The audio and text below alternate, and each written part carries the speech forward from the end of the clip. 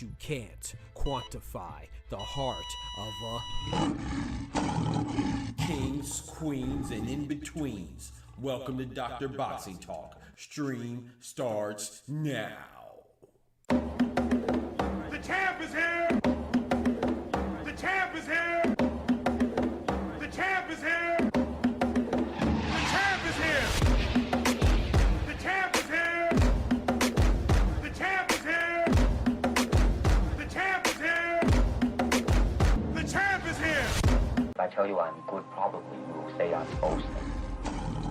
But if I tell you I'm no good, you know one line.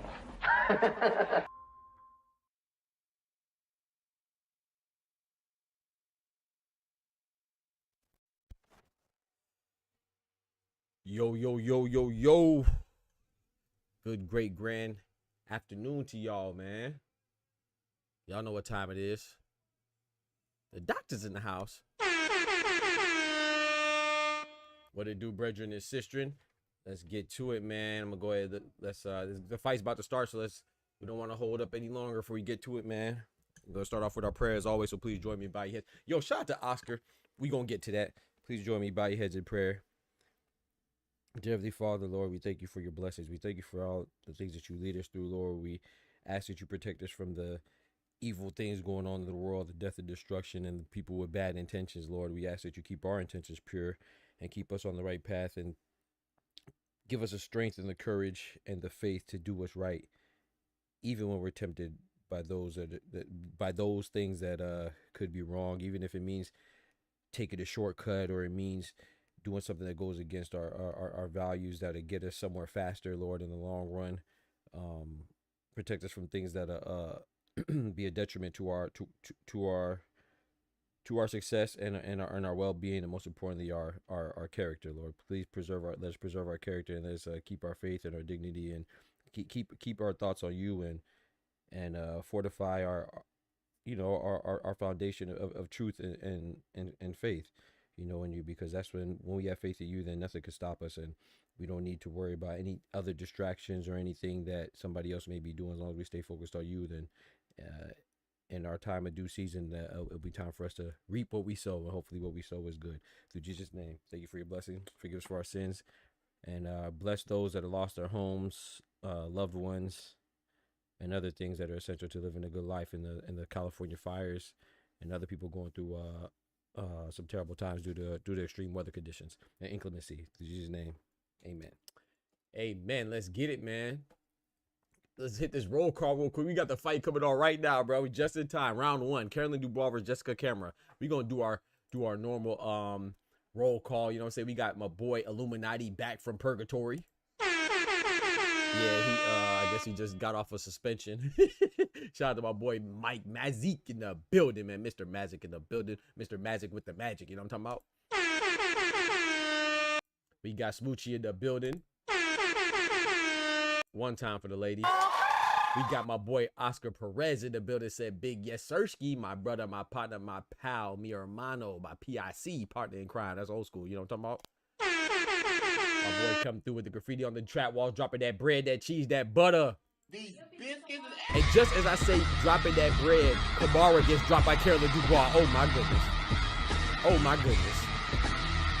Oh my goodness. In the first round, Caroline Dubois drops Jessica CAMARA or CAMARA. You know what I'm talking about? As soon as I said dropping the biscuits, she drops CAMARA with a bomb. With a left hand. Caroline Dubois. Oh, okay. Hey, man. Hey, man. Hey, one time for the ladies, man. Oh, she hitting her with a 1-2. Oh, 1, 2, 3. Hold on. Oh, big left hook for Caroline Dubois. Oh, she wobbled. Her back against the ropes. Just gotta get off the ropes. Get off the ropes. Get off the ropes. You gotta tag in my boy Ryan. You know, that's his Canadian sister right there. Big up England. Big up Canada. Oh, my goodness. Hey, man. Shout out to Gabriella Fedora and Caroline Dubois, man. They making it hard on their brothers. You know what I'm saying? Daniel Dubois, Sebastian Fedora got to come with it, man, because they sisters out here working. Oh, my goodness. Oh, my goodness. Shout out to my boy Oscar with the big $2, man. Thank you so much, my brother. I really appreciate that, man. Oh, my goodness. The first round, she already dropped it. She walking her down right now, too. I ain't gonna lie. Caroline Dubois look like a little... she looking like a little, you know, TOS. She looking like a Terminator right now. I was gonna say something else, but I didn't mean it in a bad way. I was gonna say, like, she walking it down with the aggression of a man. I ain't wanna, you know, these days you can't say anything, you know. People take it the worst way possible. But yeah, shout out to Caroline Dubois, man. Dropped in the first round, box side. Bow. Oh wee. That left hand. Oh wee. Dangalina Dubois, the woman version. Shout out to the members in the chat, man. Big Smoochie, big member in the building. I appreciate that. You know what I'm saying? Oh my goodness, man. Oh boy. Look at that right hook to the body. I didn't even see that one in real time. Oh my goodness. Oh my goodness. Yeah, we gonna go back and forth between this and the Ring Magazine Awards. Don't even trip. But right now, this is a fight that I want to see. This is not the main event. This is the co-main event. But this is what I wanted to see, right? So I was more excited about this fight than the actual main event. So that's why we gonna rock right here for a little bit. And then when it's done, we'll go to the Ring Magazine Awards until the main event comes on, which is Callum Simpson versus Steed Woodall. You know what I'm saying? And don't even ask me who they are, because when I read those names, I said, who the fuck is that guy? Who the fuck is that? I heard about him, but I don't know him. Damn well who I am. Who the fuck is that? I heard about both of them, but I don't know him like that, you know? All right, we in round number 2 right now. Not number 4. We in round number 2, you feel me?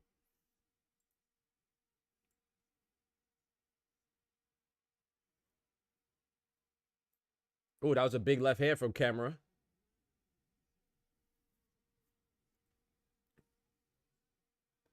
Oh, man, CAMARA leaking. Oh, I don't know if that... Oh, my goodness.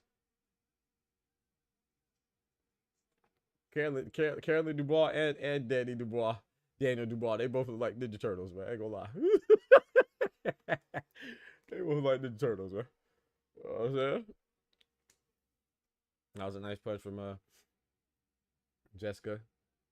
Caroline got a mean one too. Oof. Caroline Dubois, she been calling out people too. She said she wanted Katie Taylor. Now she want Alicia Bumgarner. You know what I'm talking about? Sky Nicholson said she wanted Amanda Serrano. I think Caroline Dubois could win. Oh, that was a nice right hand for Caroline Dubois. And then the retaliatory punch from Jessica. I think Sky Nicholson and Amanda Serrano would be a good fight, but I'll lean towards Amanda Serrano. Caroline Dubois and Katie Taylor would be a good fight, but just from experience, I'll lean towards Katie Taylor. But Caroline Dubois and Alicia Bumgarner, I think that's a good fight. I will lean towards Alicia Bumgarner still, just because of the experience, you know. But I think that's a better fight. I think Caroline Dubois versus Katie Taylor and Alicia Bumgarner is a better fight than Sky Nicholson versus Amanda Serrano. Bro, Caroline Dubois got this girl looking like Get Back. Oh my goodness. Oh my goodness. She better get back. She getting punched on. Jeez, I'm peas. She getting punched on. Boy.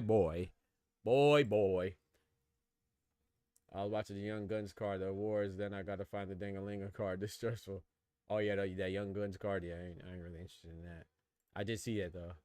Talking about the yeah, I know you're talking about they're in England too, right? Or something like that. So yeah, I saw that card too. I was gonna watch it, but let me know if you see any promising youngsters on there though. I saw that one too, but I was like, nah. The awards, I'm gonna be honest. The awards are cool, but I'm not really too interested in awards. I mean, I can always just look up who won, you know. I mean, it's cool to see award shows, but I never been really one that's big on awards, but I think it'll be cool to talk about, you know what I'm saying? We could say, oh, who we thought should have won this or who should have won that in real time. But yeah, I don't really get too excited for award shows. I just figure I could just always look and see who won it.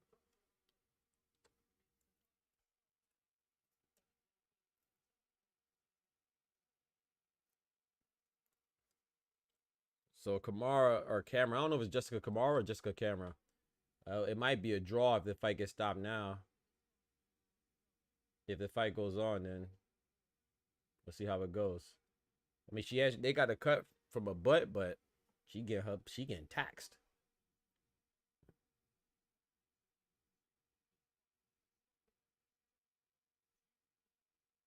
You did Tino Bellet? Okay, I'll keep my eye on him. Keep my eye on him. Tino Bellet. Is it Bellet or Bella? No. They stopped it. That means this fight is a draw.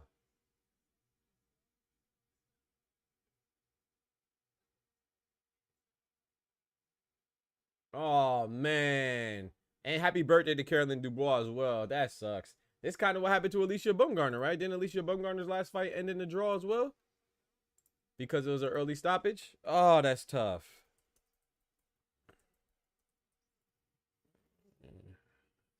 I guess, was it Delphine Pursuin? I think she fought last.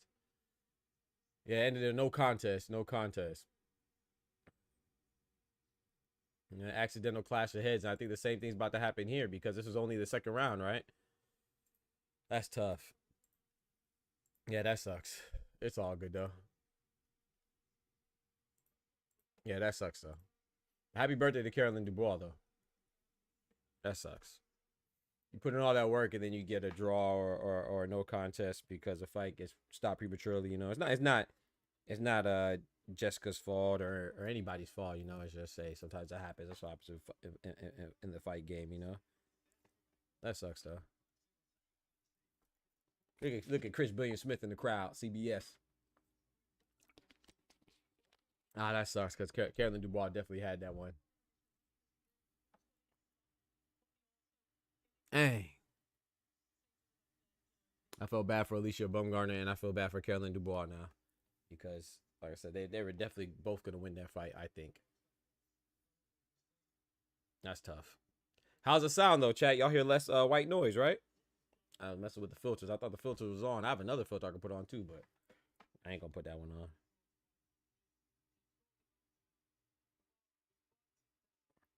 I know y'all saw Canelo out there with Big Turk. You know what I'm saying? Old Cinnamon out there with Big Turk. You feel me? You feel me? Cinnamon out there with Big Turk. You feel me? For the awards out there in London. The award tonight for we do see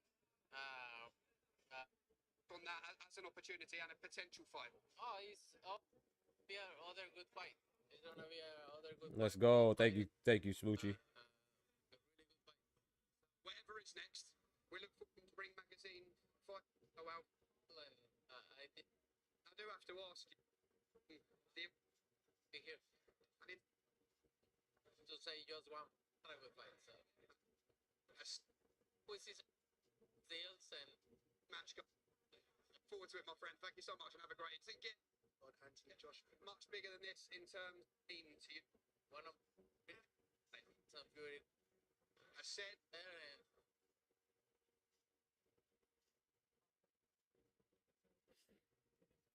might have a big year. I mean, well, we already gonna have a big year of boxing, but we might have an even bigger year of boxing, man. We might get Canelo versus Crawford, man. But they out there in London for the Ring Magazine Awards. That's why Devin Haney was out there. That's why, you know, other people are going out there. Terrence Bud Crawford, Canelo, Anthony Joshua out there. He stay out there, but a lot of fighters are in London right now for the Ring Magazine Boxing Awards, which is dope.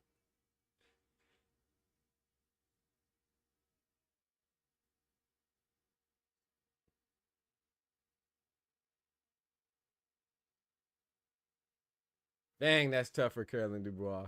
Happy birthday to her, though. Hey, I ain't gonna lie. That's a draw. If I'm Jessica Camera, don't fight that again. Because she was tagging your ting.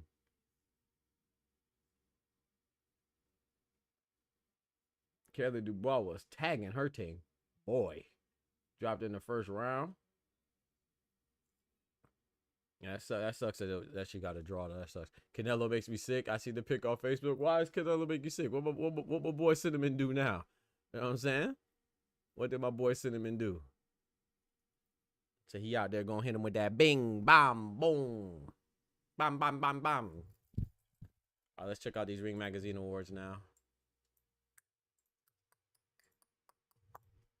The only thing that sucks about it is that I won't be. Well, actually, no, I'll be able to hear it now because I got my filter on, so y'all shouldn't hear the background. Y'all can't hear this, right? Let's go. Yeah, y'all shouldn't be able to hear my background now. You hear it, man? Let's check out the Ring Magazine. Now I can hear it because I got that filter on. You feel me? Here, man. All right, let me see. Ring Magazine Awards. Who should we watch? Matchroom, The Zone, Queensberry. Doesn't the Ring Magazine have their own like channel? I think they have like their own YouTube channel. Let's watch the source. You feel me? Let's watch the source. There you go. Let's watch it on the source. Dubois got a draw. Yep.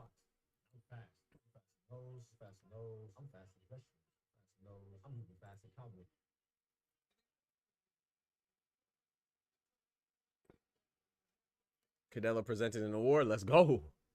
Yeah, she got a draw because the girl suffered a head clash and the doctor deemed her unsuitable to continue with the fight. So it was deemed a draw.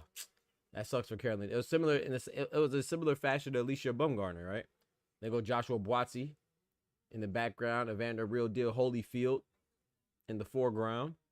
But it was a draw because and Carolyn Dubois dropped in the first round, but it was a draw due to a headbutt. Just is the same exact situation that happened with Alicia Bumgarner and Delphine Persoon. But I would say like Alicia Bumgarner's fight was closer than Caroline was at the time of stoppage. Caroline was from the opening bell. She was putting that pressure on her. She dropped in the first round. Alicia Bumgarner was she was winning the fight too. She was in control, but she wasn't winning in as convincing of a fashion as Carolyn Dubois just was. So, but that sucks though. And it's Carolyn Dubois' birthday. That I know that would have been a nice birthday present to herself. Get a win on your birthday. Oh man, that probably would have felt good to her. You know what I'm saying? Get a dub on your birthday, but now you got a draw. But hey, at least you ain't get a loss. You know. It's on every channel. I'm just watching it on Ring Magazine. It's on the channels I listed. It's on Matchroom. It's on Queensberry. It's on The Zone. It's on TYT. I was just wondering which one I want to watch it on. Give him a little extra view. I'm gonna watch it on the Ring Magazine. I'm watching it on the source. Ding-a-ling. So yeah, she's dope, man. I don't know, man. I like Caroline Dubois, man. She's dope, man. Very humble, very articulate. I watched a couple interviews of her. One time she was all glammed up, you know what I'm talking about? All tittied up and she was looking all pretty and talk and sounding, you know, so intelligent, you know. I love when the fighters demonstrate articulation and articulation, education, and they whoop your ass too. You know what I'm saying? That's why I like her. Like I said, Sean Porter's like that as well. David Nika, that's why I gravitated towards him. I like him too, man. I can't wait to see him bounce back.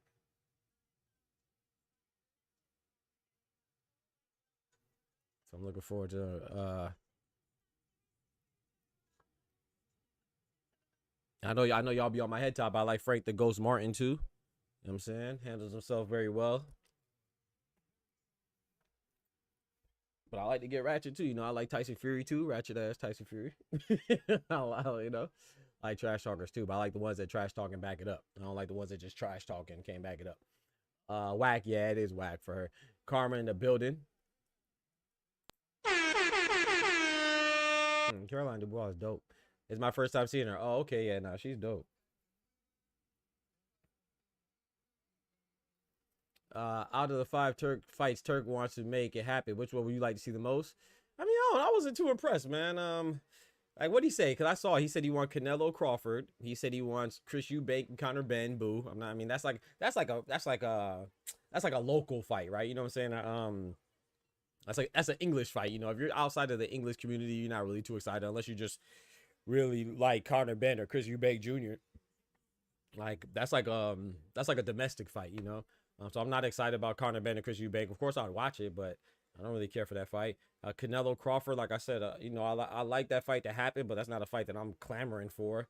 Anthony Joshua, Tyson Fury, another. I think that's a good fight. You know, despite both of them losing, they both lost to Usyk twice. That's a commonality. Of course, Anthony Joshua got knocked out to Daniel Dubois most recently, but I still think he's a serviceable fighter. I think people are exaggerating how much of a decline he's on. They just need to give Daniel Dubois credit, you know, because Daniel Dubois is just that much of a beast. It has nothing to do with the deficiency in Anthony Joshua's game. But that's a good fight, Tyson Fury, Anthony Joshua, in my opinion. What else did he say he wanted? He wanted Usyk and Dubois Part 2. I'm cool with that fight, but I'm also cool with Usyk riding off to the sunset because he accomplished enough, in my opinion. And who was the fifth fight? Did he say Tank and Shakur? I think was a fifth fight Tank and Shakur. I can't remember. But the fight that I want to see the most, me personally, it might be Tyson Fury and Anthony Joshua. Oddly enough, right? You would think I'd say Tank and Shakur, but the way people act, I'm not gonna lie, I want to see Tank and Shakur a lot. But the way people are acting like that's the only fight to be made, and you know, I don't know, right? That just gets on my nerves, man. It makes me less interested in the fight. I hope they don't fight. I said that before a long time ago, right, Oscar? I said that. Yeah, I mean that. I hope they don't fight.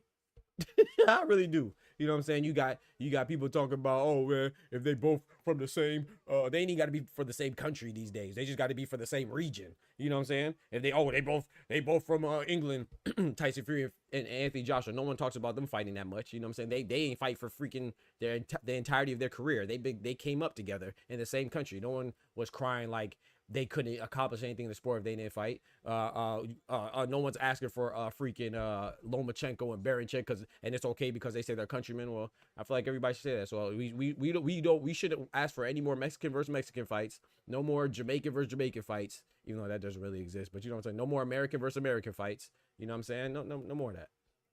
Since it's okay for people not to fight their countrymen, even though they're both champions. It's just stupid. Doesn't make any sense to me. Like I get it sometimes, but they be acting like it's just forbidden, like it's sacrilegious, you know, for you to fight somebody from your same country. It's crazy, bro. The world is Duncan Bacoli. ABC in the building. What's good? Oh yeah, Garcia and Haney. That's right. I forgot about that one. I'm not gonna lie, Oscar. Yeah, that's what it wasn't. Tank and Shakur. It was Garcia Haney. Thank you. I might want to see that one the most. I do want to see that rematch, but only if Devin wants it. You know, I don't think it has to happen, you know. But like I said, I hate discussing this fight because I don't want people to think I'm in the same goofy ass bandwagon as them. I think that Ryan Garcia wins. But I'm the same person that thought he would win before. But I don't think that it's because PEDs don't matter. You know, PEDs definitely matter. And it was a no contest like it should have been. And everything that transpired in the aftermath of the PEDs and that failed test is right. But, you know, I think Ryan Garcia just stylistically is a bad matchup for Devin Haney and his style, you know. The reason why Tank is able to beat Ryan Garcia is because Tank can hurt you. Devin Haney, no disrespect, but in order for him to beat in order to beat somebody like Ryan Garcia, hey, look at Big Bang Zhang and Bacoli right now. In order to beat somebody like Ryan Garcia, you have to be able to hurt him, you know. And if you can't hurt him, what's going to stop him from coming forward? And because he's a reckless fighter, you know, he's a reckless fighter with power. In order to stop a reckless fighter with power, you got to hurt him. You got to make him pay for being reckless. Devin Haney can't really make him pay for being reckless. And I think Ryan Garcia, Devin Haney being the similar size, similar stature, you can argue that Ryan Garcia is bigger, then it's going to be hard for you to deter somebody from coming forward and keep them off of you if you can't hurt them. You know, unless you're just you have masterful defense like Floyd Mayweather. That's why he was successful against a young Canelo or any other bigger guy that he fought. So that's why I always thought that Garcia is a bad matchup for Devin Haney. It's not because I think that PEDs don't matter. No, please don't put me in that. But you know that, Oscar. But yeah, I would like to see that fight though. So out of the 5 fights, for me, it would be Garcia Haney rematch, and if Haney wants it, and Tyson Fury and Joshua. Zhang looked like a gang. He do. Yeah, boy, hey man, Big Bang Gangster Zhang. You know what I'm talking about? Big Bang Gangster Zhang. I like that. Smoochie. We gonna call it that. You gotta remind me. Zayla Big Bang Gangster Zhang. Yeah, man. Big Bang Zang on gang.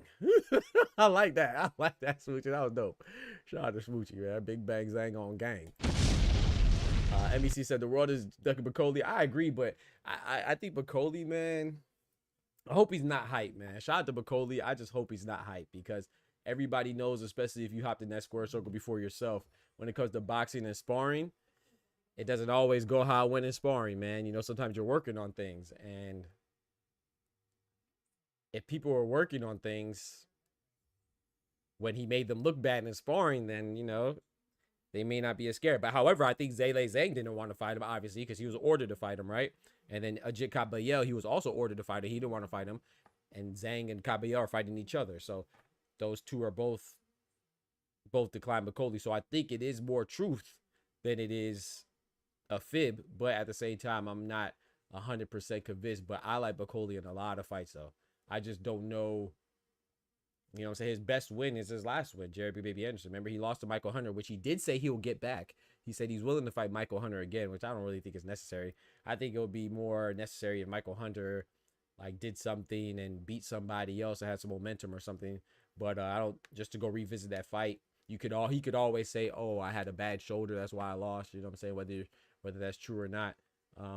Definitely had something to do with it.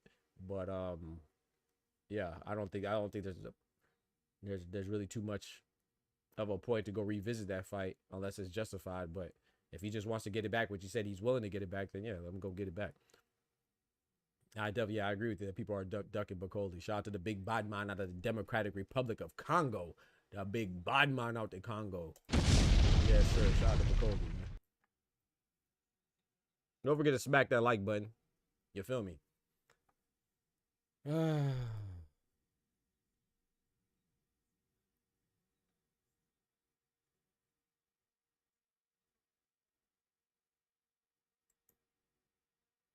I like this ceremony though, man. I really rock with the ceremony. The ceremonial activities, you know. I think Bacoli is a great matchup against fighters that are very good boxers with questionable power. Agreed. But if he trades with a puncher, I feel like he might be more even or slightly unfavored. I'm telling you, but like no disrespect to Bacoli, like I'm not saying he's hype. He's definitely not hype. I think there's a reason why people aren't fighting him, but I don't know.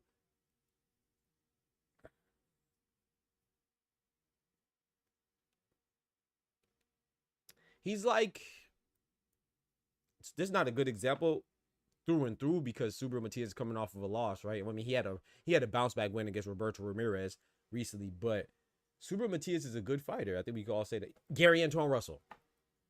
Bacoli, what's the difference between Bacoli and Gary Antoine Russell? I think that's a better comparison. Like, we could say, oh, nobody at 140 wants to fight him. But why do I need to fight him? We all acknowledge the risk to fight him, so why take that risk if the reward is limited? That's how I see Bacoli. I'm not saying that Bacoli doesn't beat a lot of people, of course. But are they not fighting him because they're scared or they're going the route of least resistance? I don't think that's always synonymous, right? I could not be scared of something. Like, if I look at two paths, and I don't know, like, take me for it. You see my dog. I have two big pit bulls. I'm not scared of dogs. Let's say I have a dog like I don't know, like a pit bull on one path. I'm trying to get to a destination. There's two paths. There's one with a Chihuahua that's vicious, and there's one with a pit bull that's vicious. I think I could whoop both of them dogs if I had to. But if you give me an option, I'm gonna go the route of the Chihuahua because it's easier. That doesn't mean I'm scared of the pit bull. Bitch, I got two pit bulls. I'm not scared of it. But if they both lead to the same destination and the same reward, why would I go? That's just common sense. Why would I go the path of heavier resistance? That just doesn't make sense. So I don't know if fighters are really scared. Could I say Dubois scared of Bacoli? I can't say that. I could say Zhang and Ajit Kabayel maybe because they both denied him to go fight each other. But still, if Zhang and Bacoli fight, if Zhang and Bacoli fight, what do you get? You don't get a title. If Zhang and Kabayel fight, you also don't get a title, but both will put you in a position to challenge for a title. So if you think that, if you're Kabayel, you think Zhang is an easier fight than Bacoli, or you're Zhang and you think Kabayel's an easier fight than Bacoli, then why not go the other route? You know what I'm saying? The reason why they look bad and you can't really defend them is because that fight was ordered. And once a fight is ordered, then, you know what I'm saying, then you look kind of bad, in my opinion. But realistically looking at it, why would you fight? Why would you fight Bacoli if you could go somewhere else, if you could get to the same place, going a quote-unquote easier route? It's like Hamza Shiraz. We could say, oh, Hamza's scared of Janibek. Well, if I'm trying to get a title, and I don't care which title I get, why would I fight Janibek if I could fight Carlos Adames if me and my team are under the impression that Carlos Adames is an easier fight stylistically for me than Janibek? Then I would save the harder person for last. That doesn't mean I'm scared of him. That doesn't mean if I'm Hamza Shiraz, I'm scared of Janibek. It just means that if I feel more comfortable and more confident that I could beat Carlos Adames, why not get a title and then make the potential fight with Janibek even bigger and more lucrative and more rewarding in the future? I mean, this is chess, not checkers, man. So people just want to cry about other people being scared and not thinking about the situation that these people are in. But then they're so quick to judge others and not be so harsh of a critic on their own lives. You know what I'm saying? Maybe they aren't fighting him because it's high risk, lower. Exactly. Once his name starts getting bigger, I think they won't be a problem. Exactly. But like I'm saying, I'm not saying that they will be. I'm just giving them a out, I guess, you know, and just saying there's a possibility. I think it's very clear that people aren't excited to fight him. So he is a threat, but is he that big of a threat to where people are scared, like he's saying, and like people are saying? I don't know. They're definitely not excited to fight him, though. I'll tell you that. I'm just hesitant to say anybody's scared. They're all fighters, man. I got to give them some credit. But Big Bang Zhang versus Bacoli, I would lean towards Bacoli. Caballero versus Bacoli, I would lean towards Bacoli. So I would lean towards him, you know. Dubois versus Bacoli, I think that's a tougher fight than a lot of us think. Because I don't, if Dubois can hit Bacoli, which he's not as skilled of a boxer. Dubois not as skilled of a boxer as Jared Anderson is. But if he could manage to hit Bacoli like Jared Anderson was hitting him, I don't care who you are. You're not taking those Dubois shots. I don't care who you are. Bacoli, Stramboli, or I don't know, Ravioli. I don't care who you are. You're not taking those shots from Dubois. Not as flush as Jared Anderson was hitting him. Now the thing is, can Jared Anderson hit him like that? And like Oscar said, which is a very great point, he thinks that Bacoli wouldn't necessarily allow Dubois to hit him like that because he would have a different game plan, you know, because he knew that Jared Anderson, Big Baby, couldn't hurt him. And that's true. You know, that could be true. But at the same time, I don't really know Bacoli to dodge too many hits either. You know what I'm saying? So I don't know.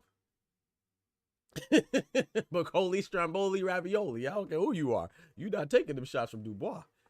Dubois dropping bombs. I'm talking about that. His nickname Dynamite for a reason. He dropping bombs on your head top. Ask AJ. Now, of course, what's name got a better chin than AJ. Bacoli got a better chin than AJ, but I don't think anybody's surviving punches from Dubois like that.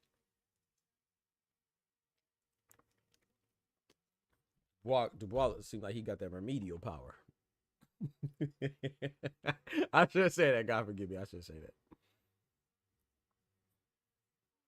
Dubois got that. I don't know if anybody's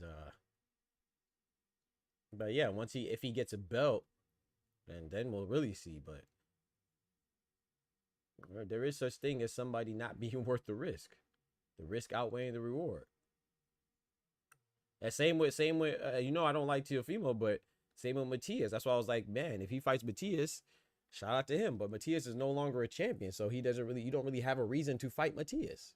You see what I'm saying? Like, now we know because Teofimo's history, we think he's a sucker. So he probably is scared of Matias because this is the second time he was supposed to fight Matias. Remember, he was supposed to fight Matias when he fought Jermaine Ortiz, you know? So it seems like he is afraid of Matias, but at the same time too, I got to be honest as well. Like, Matias is not a guy you fight for nothing.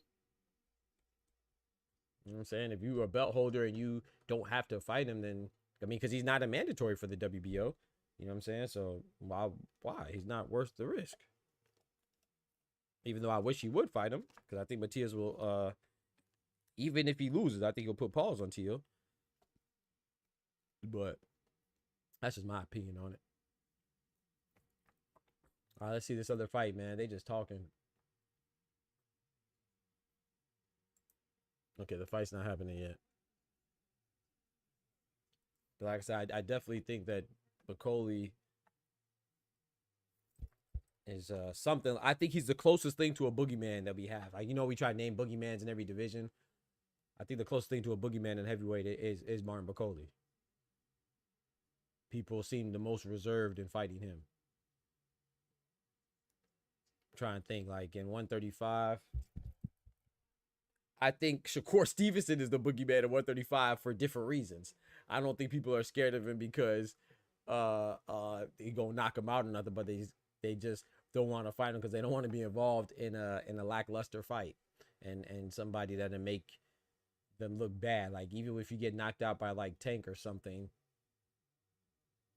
at least you go out fighting. You with Shakur, you can make it look boring and put your and decrease your stock. So I would say, well, people, just as far as being the most avoided, I would say, even though, you know, I think Tank beats Shakur, I think Tank is the best at 135, but I think the most avoided is Shakur because even with Tank, like I said, you could look exciting and look good losing to Tank because that people say at least he came to fight, and you get the biggest bag from Tank.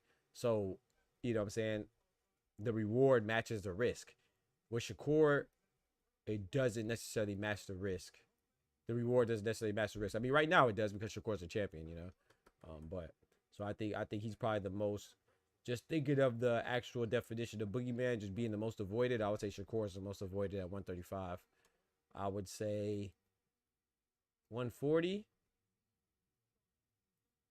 We thought it was Matias, right? Even though we caught right. I'm so proud of that call, bro. That's what I love the most. The fact that I call Liam Paul be a super Matias. That's probably my most proud prediction last year that we got right. Was calling Liam Paul super. So many people are on my head. Oh, you're crazy if you think Liam Paul is going to be super Matias. Not the people that we had good discussions. I'm talking about the people that were buttholes about it. Oh, you're crazy, bro. You're crazy, bro. You don't know what you're talking about, bro. And Liam Paul went in there in his backyard and hit him with that whop hop whop hop. Reset, whop hop, reset, whop hop.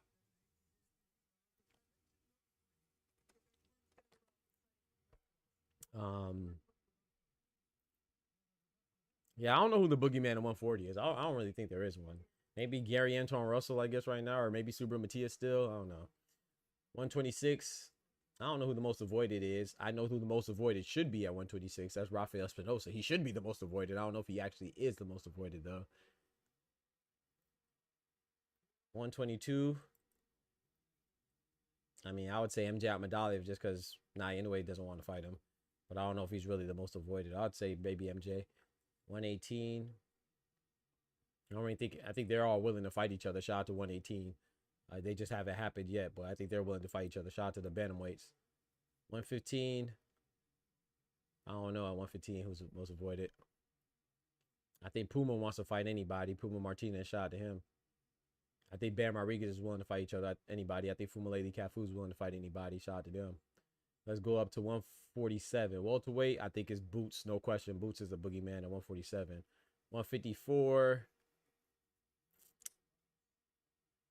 I don't really think there's a boogeyman at 154. They all seem willing to fight each other. But if I was going to pick somebody, I would say Bakram. I don't think anybody's too excited about fighting Bakram Murtazaliev after what he did to Tim Tszyu. But I don't really think there's any boogeyman at 154. He said, my boy back in the tank top. It must be getting warm down there. You feel me? Shout out to my boy Doc in the building. Yes, sir. Yes, sir, man. Yeah, it got warm today, man. The last few days was a little chilly. A little frigid. You know what I'm talking about? Now I got my iced coffee. Oh, yeah, in the tank top. Can't stop, won't stop in the tank top. Yeah, 154, I would say nobody. Or if I had to pick somebody, I'd say Bakram. 160 boogeyman. I don't really think there's a real boogeyman there either. But if I had to say anybody, I would say Janibek and Lim Kanuli. Because in his defense, I don't think he backs down from anybody, even though his biggest knock is that he's a weight bully, you know what I'm saying? To the point where he's fainting and getting fights called off, you know, because he's struggling to make weight. So it seems like he might be a boogeyman, but 168 is a boogeyman to him. The whole division of 168 is a boogeyman to Janibek, because that man, if you getting hospitalized trying to make weight, you definitely need to move up. You know what I'm talking about? So I think that he's scared of everybody at 168. So he might be the boogeyman at 160, but he's definitely scared of a whole division. You know, but I would say Janabek maybe. I don't think there's any. I think Carlos Adames would fight him, champion at 160. I think Eroslandi Lara would fight him. I think Hamza Shiraz would fight him even though he elected to go the WBC route to fight Adames. I don't really think anybody is, but if anybody is, I would say Janabek, the WBO IBF belt holder. 160, 168. I don't think there's a boogeyman at 168. Because even if there was, you could say Cinnamon, you could say Canelo, but everybody wants to fight him because you get the biggest payday. You know what I'm saying? Everybody's lining up to get bing, bang, boom by my boy Cinnamon like this. Eso, sí. Ajá. Tú vas a mamar el bicho. Tú vas a mamar Yeah, I don't think there's a real boogeyman at 168. 175, light heavyweight. I don't think there's a boogeyman, but if there might be Beterbiev. I don't know if anybody wants to fight Beterbiev except Bivol, crazy ass. I think Bivol might be the only one that wants to fight Beterbiev. So yeah, I would say Beterbiev might be the boogeyman at 175. But I mean, I think David Benavidez would fight him. I think Morrell would fight him. I think Boatsy would fight him. I just think it just hasn't come to fruition yet. But if anybody was, I would go with Beterbiev. I think Bivol is the only one that's excited to fight Beterbiev. 175, one at cruiserweight. I don't think there's any boogeyman, despite what people may think. They think that people avoid Ja Pataya. I don't think so. I think he might be the best, but I think Zerto would fight him. Hell, I think Badu Jack would fight him. You see David Nika signed up with only 10 fights to fight him. Shout out to David Nika, man. Big respect to David Nika, man. I look forward to him making his bounce back from the loss. But yeah, I don't think there's any real boogeyman at cruiserweight. So I can't even pick anybody there. Cruiserweight. Heavyweight, I would say Bacoli. How do you get your iced coffee? I don't know. I just ordered it. I don't know. This was some peppermint shavings in here. I put a little caramel drizzle in that thing. Some whipped cream. I don't know. I just ordered it. It just sounded good, but the ingredients sounded better than how it tastes. I'm not a big coffee drinker, but I thought it was gonna be more like a iced mocha type thing. It's kind of too what do they say? The coffee taste is bitter. Yes, it's kind of bitter for me, from my liking. What's she up here in all black doing? Was she singing opera? Looking like Ghost.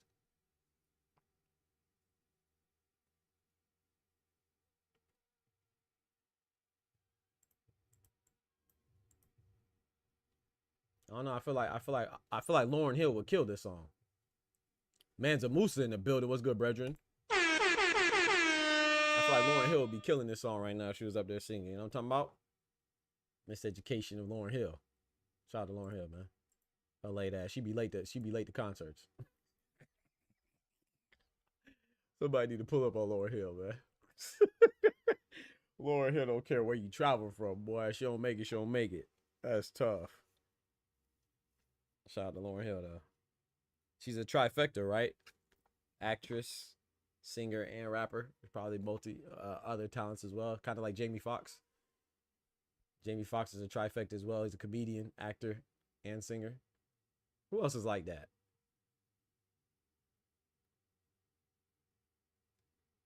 Danny Glover, Childish Gambino. He raps, sings, and is a comedian. And he acts. That's actually 4. He raps, sings, and acts, and is a comedian. Not saying he's good at all of them, but.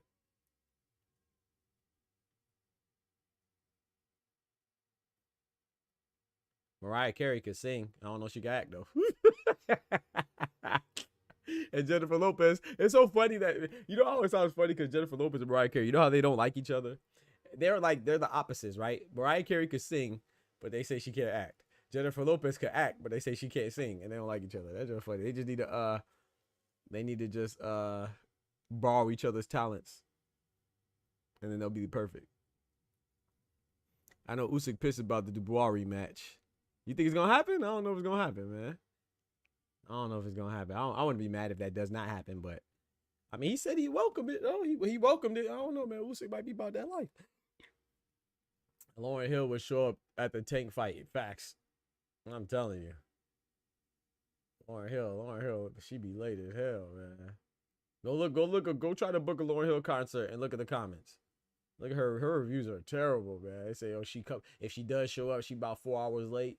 Sometimes she just won't show up. That's bad. That's not good. Lauryn Hill say it's a privilege. Just you better take that chance. Because I was actually gonna go there and see her with a past girlfriend of mine. He read those reviews, which I already knew, but I didn't know it was that bad. I read those reviews at different locations, different states. Said the same stuff in Texas, Florida, Washington, no matter where it was. They all had the same story. I said, oh, nah. Because she was going to Jacksonville, and that wasn't too far, but that was like a 2.5-hour drive for me at the location where it was. I'd have put up a Lauryn Hill. I'd have put up on Lauryn Hill prize and Wyclef. If I'd have drove all the way down there, she didn't show up. I'd have went after Lauryn Hill and the Fugees. If she would have showed up, why? Yo, Ryan Frazier, boxing talk up north in the building, Big North in the building. I go check out my guy, man. I go check out my guy, Ryan Frazier, man. That's my guy right there.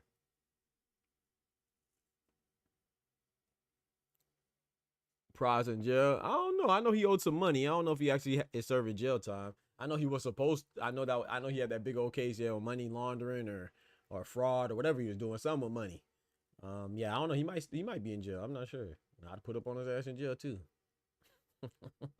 Hard at my boy Doc. We got. I got some family in there. He got some family in there. I'd have called up a fam. You know what I'm talking about? Extra canteen money. Go step on his big toe. You ain't got to kill him. Just step on a bunion or something. For letting Lauryn Hill be late. You ain't got to kill him, just take his cornbread or something. I put extra money on your books. Who beat Daniel Jacobs in the best, Nello or Triple G? Canelo looked better doing it because that's what Canelo did the Neo from the Matrix. You know what I'm saying? I think Canelo looked better doing it, but I'd say Triple G's probably was. I don't know, man. I have to go back and watch the Triple G Danny Jacobs, man. Shout out to Danny Jacobs. I met Danny Jacobs, man. Dope dude. I met him walking by himself on the strip in Las Vegas, man. Walking by himself. Nobody knew the boy Danny Jacobs. That's one good thing about being a boxer that's not that big in America. You don't really need security like that. You just walk around and do your thing. I don't know, man. I have to go back and watch that fight, bro. Yeah, I don't know. That's a good question, Oscar. I can't answer that. I would say Canelo has the most memorable match for me because that's when he was, dodging him in the middle of the ring. That joint was crazy. Look like slow motion, bro. That was fire. He finished both fights though, if my memory serves me correctly. Wait, didn't Triple G drop him or something? I think Triple G dropped him. So I would say, yeah, probably Triple G beat him better. But I remember what it called. I remember Canelo's more. He said, hey, what illegal streaming site can I see it on? I mean, you don't have to see it illegal, brother. You trying to steal something that's free, bro. You talking about the awards? What you talking about? The fight or the awards? The awards is free, bro. You ain't got to steal nothing. but the fight, I don't know what you can steal it on, bro. That's on you. I'm watching it on Peacock legally. You feel me? I'm watching it the legal way, man. I'm a law-abiding citizen, man. You know what I'm saying? I'm a God-fearing, red-blooded, law-abiding, Kamala Harris voting American citizen, man. We don't break the laws around here. You know what I'm talking about? So I don't know. You gotta find Smoochie done got him up. That's crazy. Smoochie, that's Rolly Romero. Shout out to Rollies. No wonder he asked a dumbass question like that. That's Rolly. Shout out to my boy Rolly. Rollies. You dumbass. Shout out to my boy Rollies. My guy. That'd be crazy if that was really Rolly Romero, though. That'd be funny if that was really Rolly, man. Shout out to Rolly, man. That's my guy, man. We big Rolly fans right here, man. We don't tolerate no Rolly slander.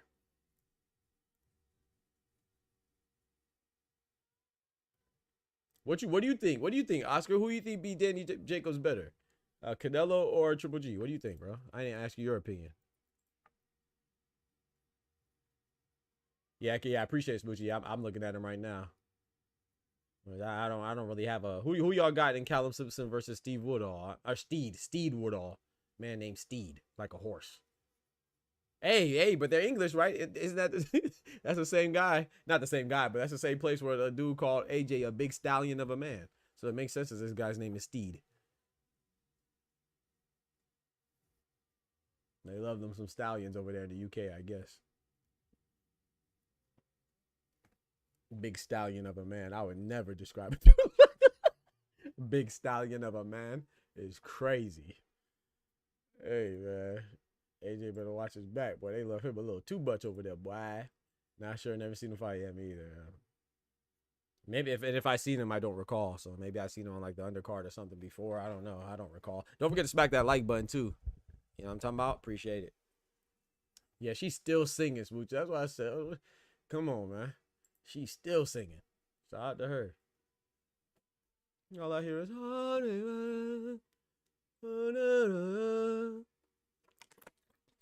don't know what she talking about.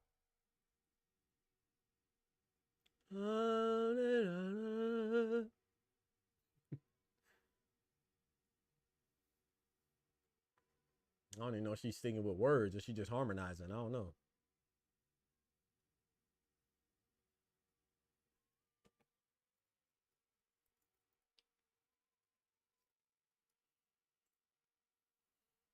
GGG for me, but the way Nello beat him was more eye pleasing. Yeah. Shout out to Danny Miracle Man Jacobs, man. Danny Miracle Man Jacobs, man. That's a success story, man. The man had what he had, spine cancer. He had some type of bone cancer or something. Recovered from that. Got as good. Came back and fought on. You know. He had a back injury and then he had like cancer or something like that. On top of that, shout out to Danny Jacobs, man. That's a soldier right there.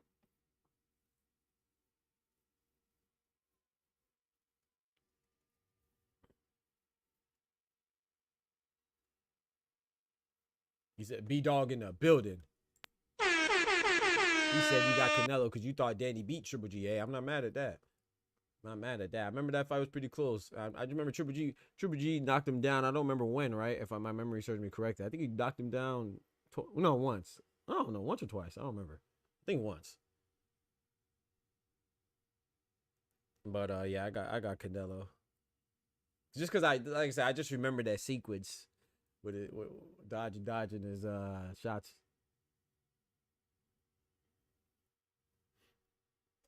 Canelo dodging his shots in the middle of the ring with that impressive, immaculate, superb head movement.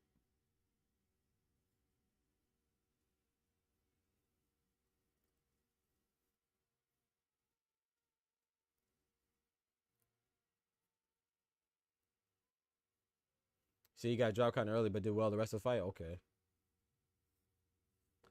All right, Callum Simpson, 28 years old, 15 fights, 15 wins, 10 by way of knockout. Ain't no way she's still singing, bro. Let me be quiet, cause she might be praising God or something. That's dope if she is, but I don't know what she talking about.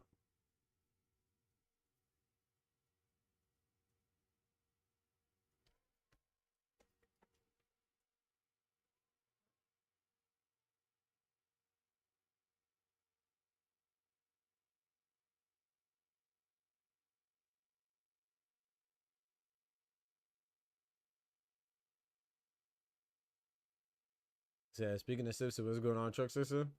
No clue. No clue. Last time I saw him, he was talking trash to somebody. I don't remember who it was. Was it Devin Haney? Somebody he was talking trash to.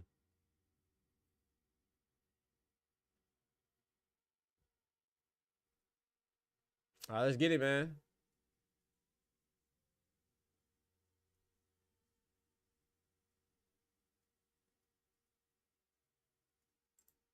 Round one, let's go. Not round three, sorry. Round one. Round one, fight. Callum Simpson versus Steed Woodall. British and Commonwealth super middleweight titles. It's 168, man. They in the future they want to get Canelo.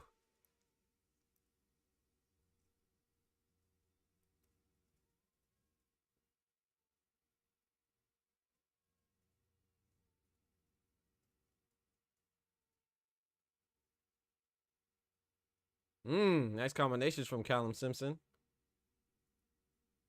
Left hook that was slightly off target. They both exchanged jabs right there. Steve Woodall coming forward. Simpson using his jab off the back foot. They both wrestling. The referee got to break them up. I don't think I've ever seen this referee outside of England. But every time it's an English card, he on there. If it's a big enough caliber fight. High enough caliber fight. He said, not gonna lie, not counting Canelo, Jacobs was the best opposition Triple G had in the ring. Yeah, I mean, I'm comfortable with that. Maybe, I guess you could say either Sergey Derevyanchenko, Danny Jacobs. Outside of Canelo, like you said, excluding Canelo, probably Sergey Derevyanchenko or Danny Jacobs, I would think.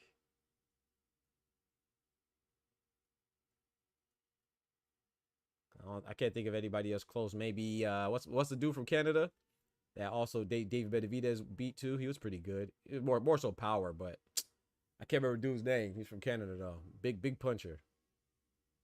I can't remember his name.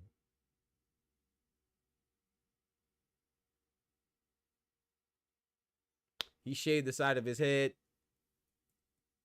He kind of has the same haircut as this Steve Woodall guy. Steve Woodall guy, like with a mullet. Not really a mullet, but like a mohawk hybrid thing. I can't think of his name, man. Somebody will say it. If y'all say it, I would know. I think y'all know who I'm talking about, though. Big puncher from Canada. White guy.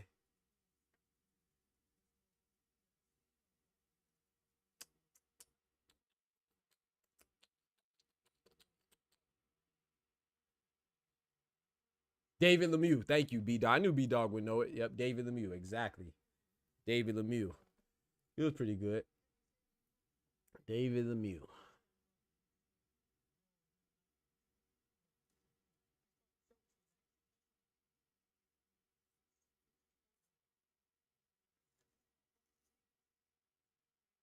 Well, that was a nice right hand from Steve Woodall. Catch Callum Simpson coming in. I think that was a Callum Simpson round, though. I think that was a Callum Simpson round, but pretty good. Pretty even.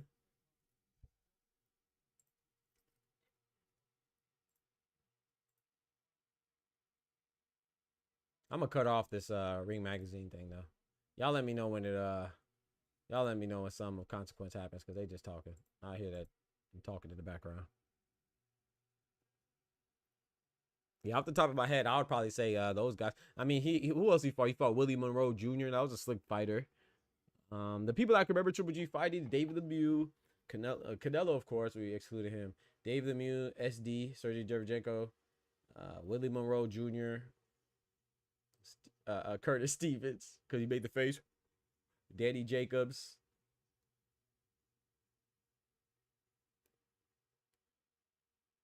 Yeah, I'd say those. Yeah. So I would say SD or Danny Jacobs probably outside of Canelo.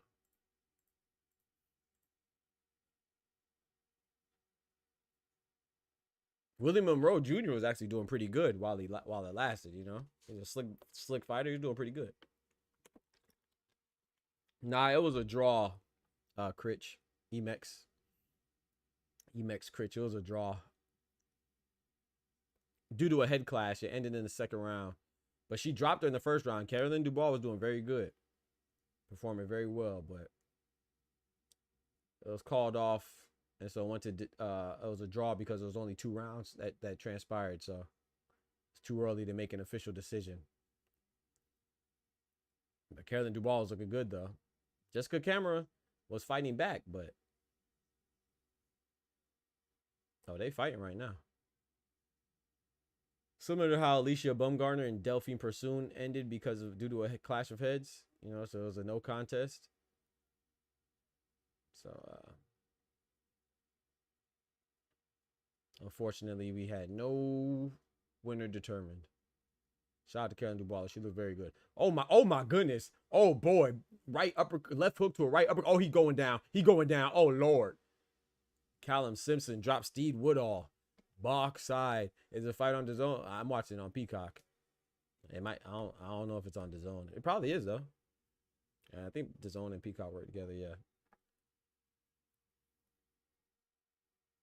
I got that Peacock package. Head ass.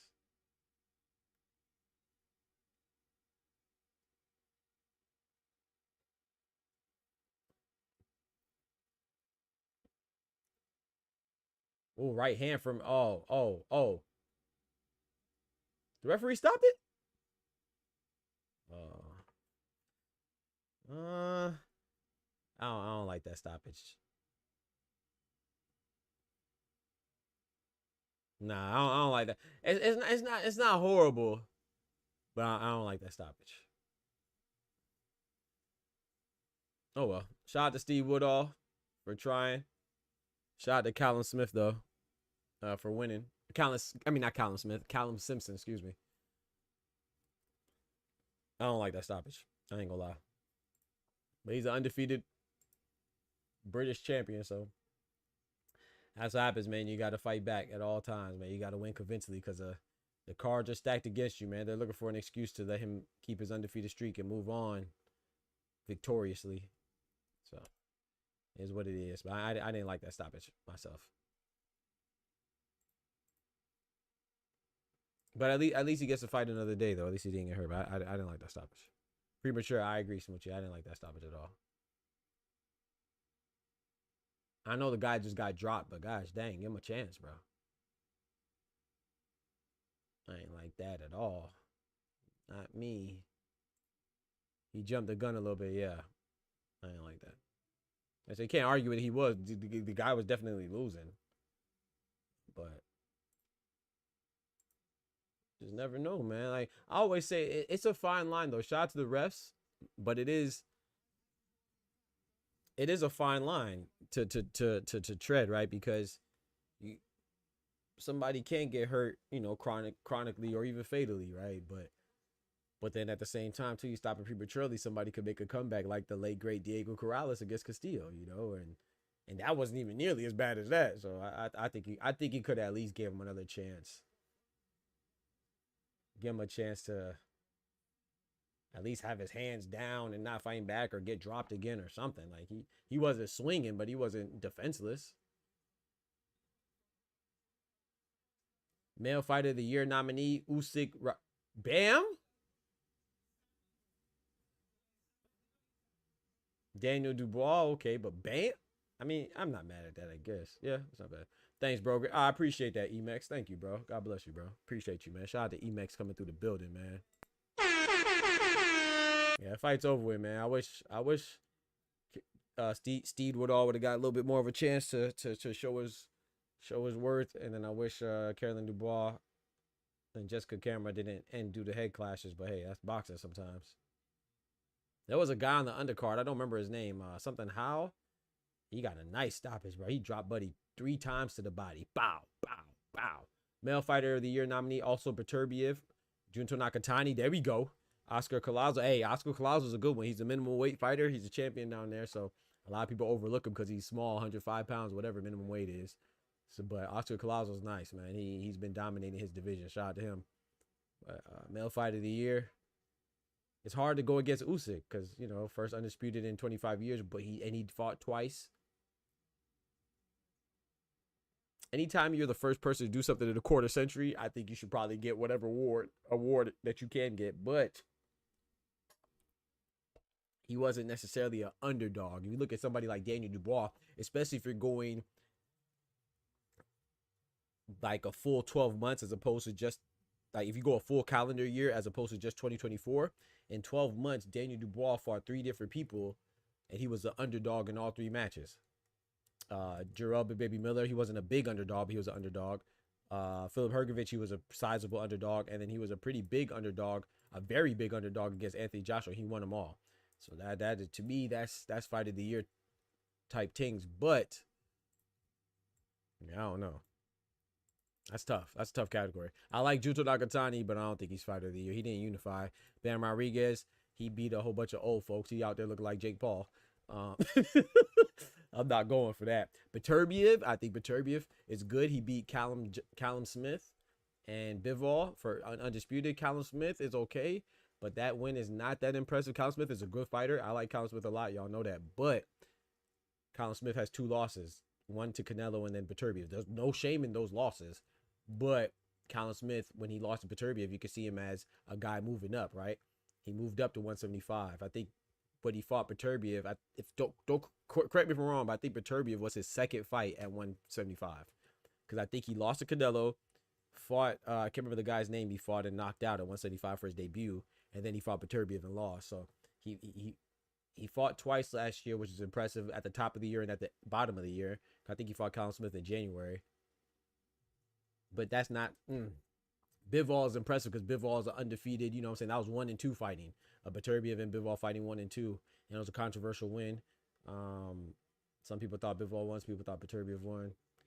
Fight of the year is tough. But for me, the top two is Usyk and Dubois. And I think I would lean towards... I say it's hard to go against Usyk, man. I might lean towards Usyk. But I kind of lean towards Dubois, man. I ain't gonna lie. I kind of lean towards Dubois. I think he knocked out Lennon Castillo. That's his name. Castillo. Yep. Something Castillo. Exactly, B-Dog. Yep. I remember his last name being Castillo. Yep.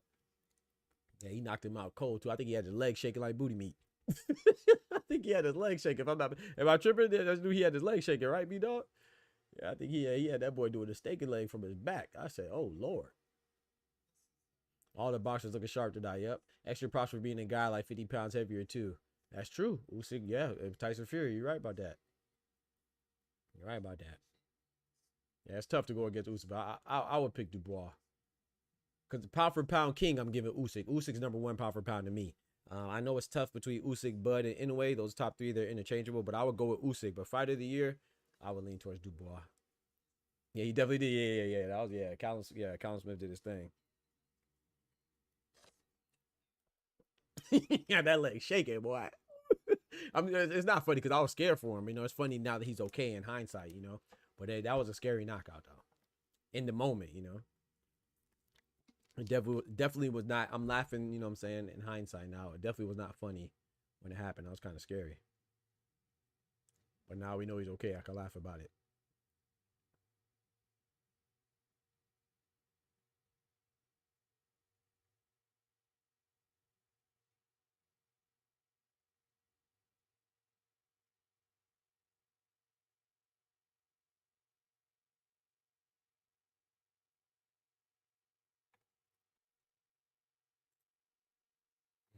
But yeah, speaking of Callum Smith, man, Callum Smith and Joshua Buatsi fight is a sleeper, dog. I know that it doesn't have the profile that the other 5 fights on the February 22nd card have, but that's going to be a good fight too. I think that card is stacked from top to bottom, even including Callum Smith and Joshua Buatsi. I really don't know who wins that. I'm kind of I think Joshua Buatsi is going to be the favorite, but depending on how the odds are, if he's a heavy favorite, boy, I think it might be worth putting a little $10, a little $20 bill on Callum Smith, man, for the upset, man, because Joshua Buatsi, no disrespect to Willie Hutchinson, but Joshua Buatsi should have got Willie Hutchinson up out of there. He didn't. And if Callum Smith gets you hurt, he going to get you up out of there. Believe that. And Joshua Buatsi is looking a little fatigued against Willie Hutchinson. So Joshua Buatsi should win as far as being the favorite, but Callum Smith is, like I said, he only has 2 losses. And they're both to 2 people that are undisputed in their division. So those if you go lose to anybody, I think you would want to lose to the undisputed champions in that division. He lost to the king of the divisions. 168, he lost to Cinnamon. 175, he lost to Beterbiev. There's no shame in that. You know, Buatsi may be undefeated, but he has never shared the ring with 2 guys of the caliber of Canelo and Beterbiev. So it's tough, man. Yeah, exactly. In the moment, it was no laughing matter. That was scary. Yeah, in the moment, that was scary. Not really opposition-wise, Crawford and Usyk in the same boat, but Usyk fought twice. And anyway, moving a little shaky, moving very shaky. You see who he's fighting to, Oscar? People. It's so funny. I saw people on Twitter, Oscar, talking about Naya Inoue. Now we're gonna change the subject because you know Naya Inoue's fight has been postponed or has been canceled with Sam Goodman, and he has a replacement with Ye Jun Kim, I believe is how his name is, his full name, and you know, people are mad. I'm like, how are you mad? Like, people, like, how you gonna be mad at anybody that Inoue fights in 2 weeks' notice? When's the fight? January 24th? That's 13 days away. Literally less than 2 weeks' notice. How are you mad at that? Now, is the opposition trash? Of course it's trash. But this guy in Kim in 13 days' notice, he's better than TJ Doheny. No one got mad at that. Like, it's just so funny to be like, I don't know, bro. But if you really want to talk about it, let's talk about it. Naoya Inoue, last two opponents were very shaky. Very shaky. Imagine if Inoue was Tank. Oh, people would be killing him. You know, it's okay with Inoue. But it's funny that, you know, people are complaining about this fight, the fight that they shouldn't complain about. We should be more excited that Inoue is staying active and keeping that date, you know. But yeah, this is not a good fight. But it's in 13 days. Like, what do you expect? You expect him to fight MJ Akhmadaliev? Yeah, right. You know he ain't gonna fight MJ Akhmadaliev, but you expect him to fight a high caliber fighter in 13 days? So I don't like the fight either, but I mean, it's a stay active fight. It's just like Tank, you know. Tank wasn't planning to fight Lamont Roach. It was a stay active fight. Now it turned into something else because it's been postponed so many times, but his original plan was to fight Lomachenko. And then after that, his backup plan was to fight Rayo Valenzuela. And then after that, his backup plan was to fight De Los Santos. And then after that, it was Lamont Roach. Lamont Roach is still a champion, coming off of a win.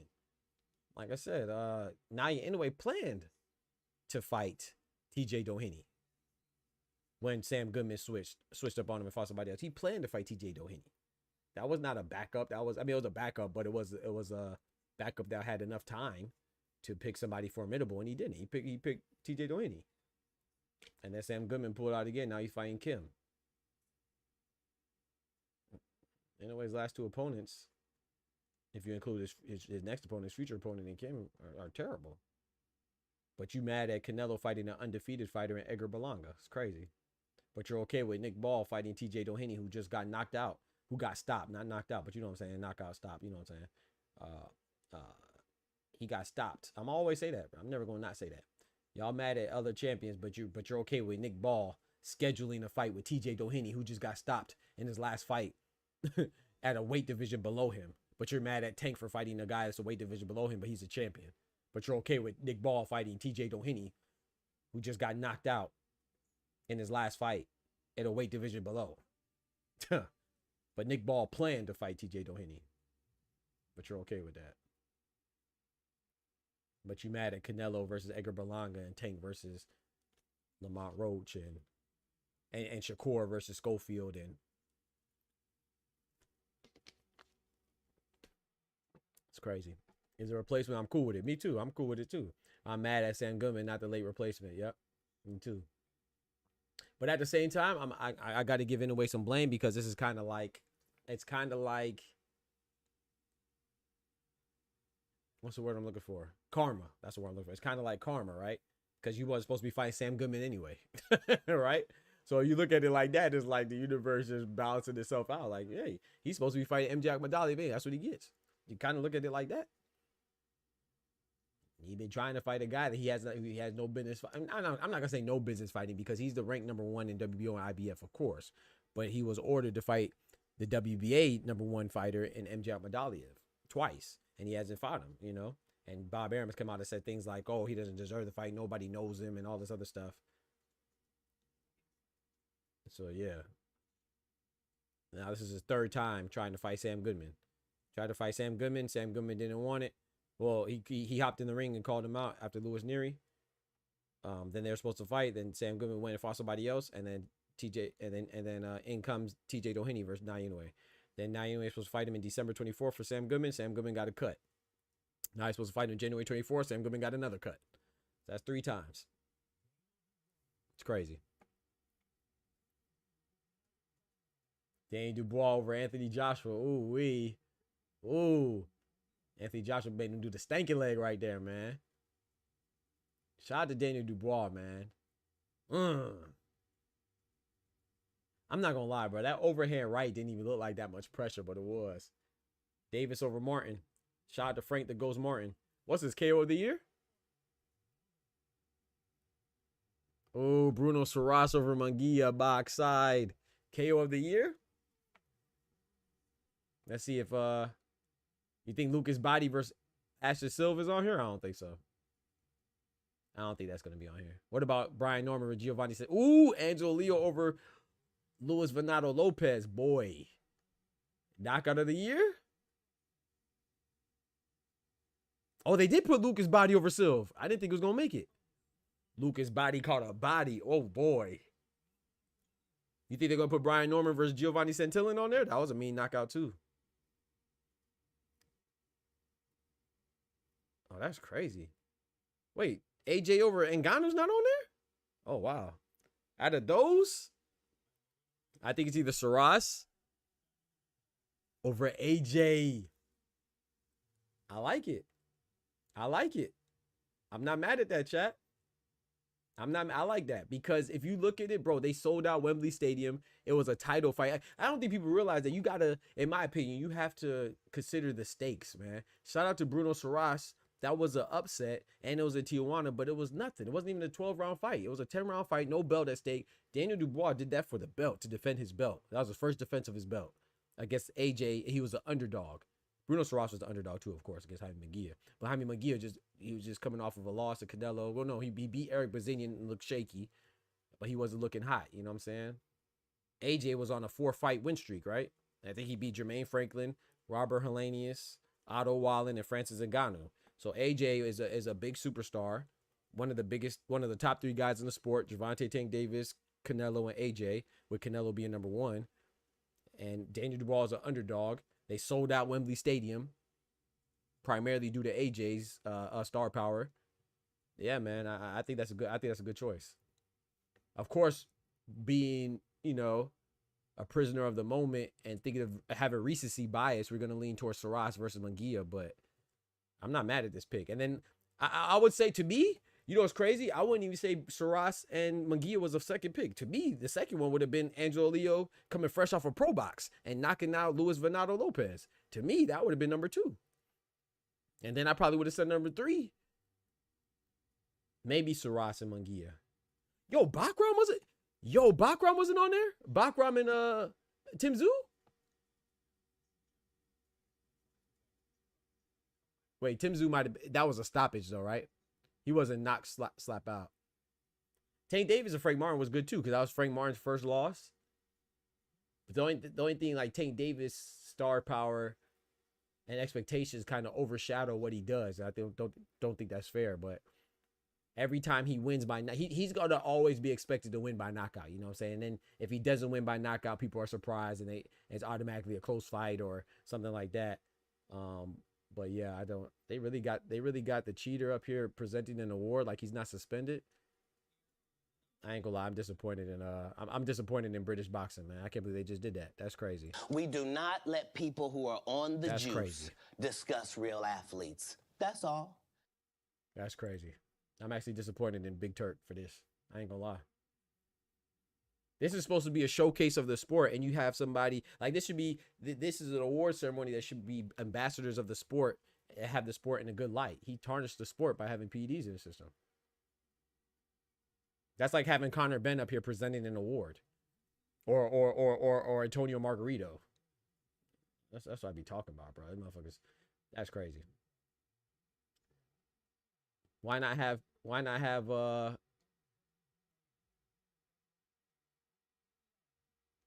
Terrence Crawford present an award? Shakur Stevenson, Caleb Plant. People that made the sport look good this year. AJ. You know what I'm talking about? That's crazy. They got some nerve heavy. Yeah, that's crazy, Smooch. I ain't gonna lie. That's crazy. A guy who's currently suspended. That's no awareness, bro. A guy who's currently suspended for having PEDs in the system. You have him presenting an award to make the award. This supposed at an event that's supposed to make the sport look good. That's crazy. I don't know how DDD was an underdog, but he was a massive underdog.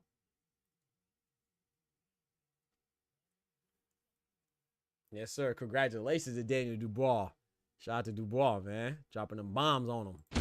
Dynamite Dubois. Comeback of the year. Did y'all hear? I don't understand why Nick Ball. I asked that question. Why is Nick Ball on comeback of the year? He's an undefeated fighter, and he had a draw with Ray Vargas. Was he coming back from a draw? I didn't understand that. Did they say why?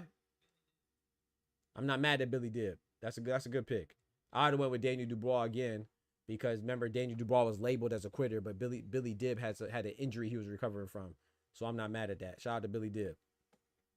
Yeah, I don't understand that. So, like, did they explain that? I don't understand why Nick Ball's on there for comeback fighter of the year. Like, he's undefeated. What is he coming back from? He had a draw with Ray Vargas. Is that a comeback? Like,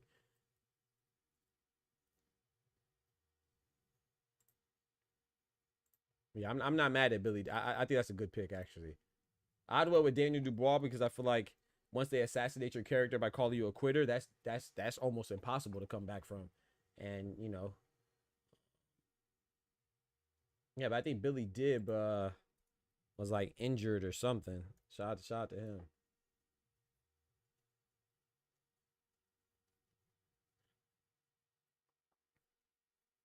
Yeah, he bounced back. So shout out to Billy Dib. I'm not mad at that. I think that's actually a good pick.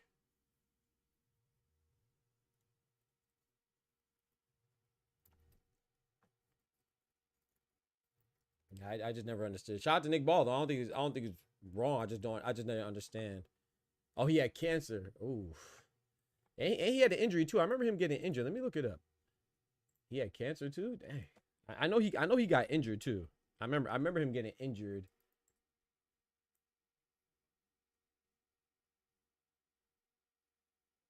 Yeah, he had yep, you're right. So, yeah, he had cancer and he had a motorcycle accident. I knew I wasn't tripping. Yeah, so he had a motorcycle accident and he had gosh, yeah, shout out to him. Yeah, nah, he deserves that. Yeah, he had ribs lodged into his side after falling and landing on his back. Yeah, nah, that was a good pick. Shout out to him. Billy Dib still fights, apparently. Yeah. Let's see when his last fight was. 39 years old. He had his last fight was, yeah, December 12th. December 12th was his last fight. He fought on 12/12. Shout out to him. Yeah, shout out to Billy Dib. That's a good pick. Man, overcame a cancer diagnosis and back injury. And he's 39. Shout out to him.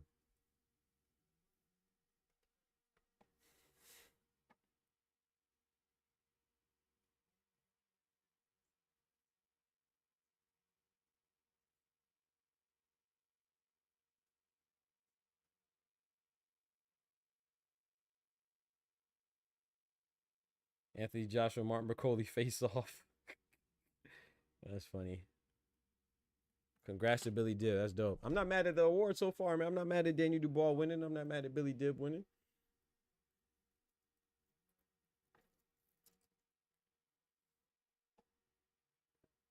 Don't forget to hit that subscribe button if you're in the chat right now. Hit that like button too. You feel me? Shout out to my boy Oscar for dropping us graffiti on the chat walls, man. I appreciate that, brother. Keep us going and growing, you know. And one day, chat. We gonna be presenting one of these awards to the fighters.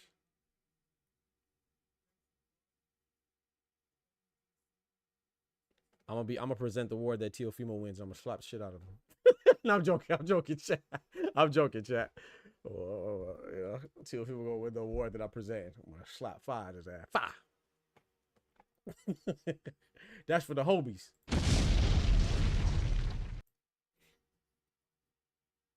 And Connor Ben.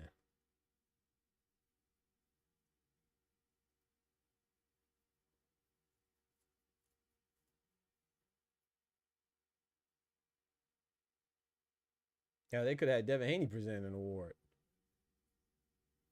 Yeah, having Ryan Garcia present an award is crazy. I ain't gonna lie. Was that Ray Ford? I want to present Dangalang's award.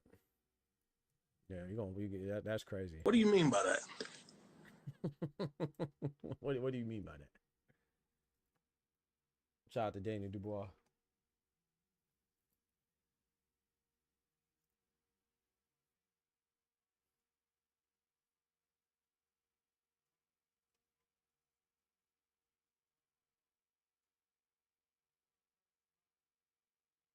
Was that Teofimo Lopez? I like this. I like these awards, man. It's the ESPYs, but just for boxing.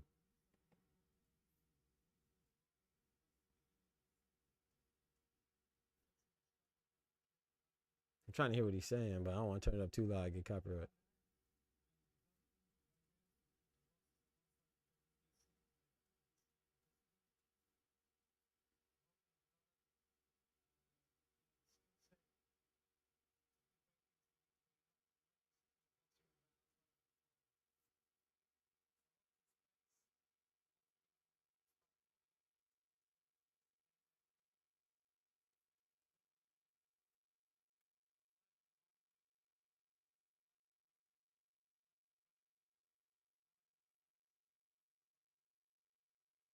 I like that. What lies behind you and what lies ahead of you fails in comparison to what lies inside you. That's dope. Got Bivol and his manager Kornilov. That's crazy. We know the names of the managers, bro. That's scary. I watch too much boxing. Shout out to Bivol and Kornilov. Comeback of the year. Ooh. Billy Dib again. Shout out to Billy Dib, man. That's dope, man. Cancer and wow. That's amazing, man. Comeback of the year. He deserves it, bro. Shout out to him. That's fire. One time for Billy Dib.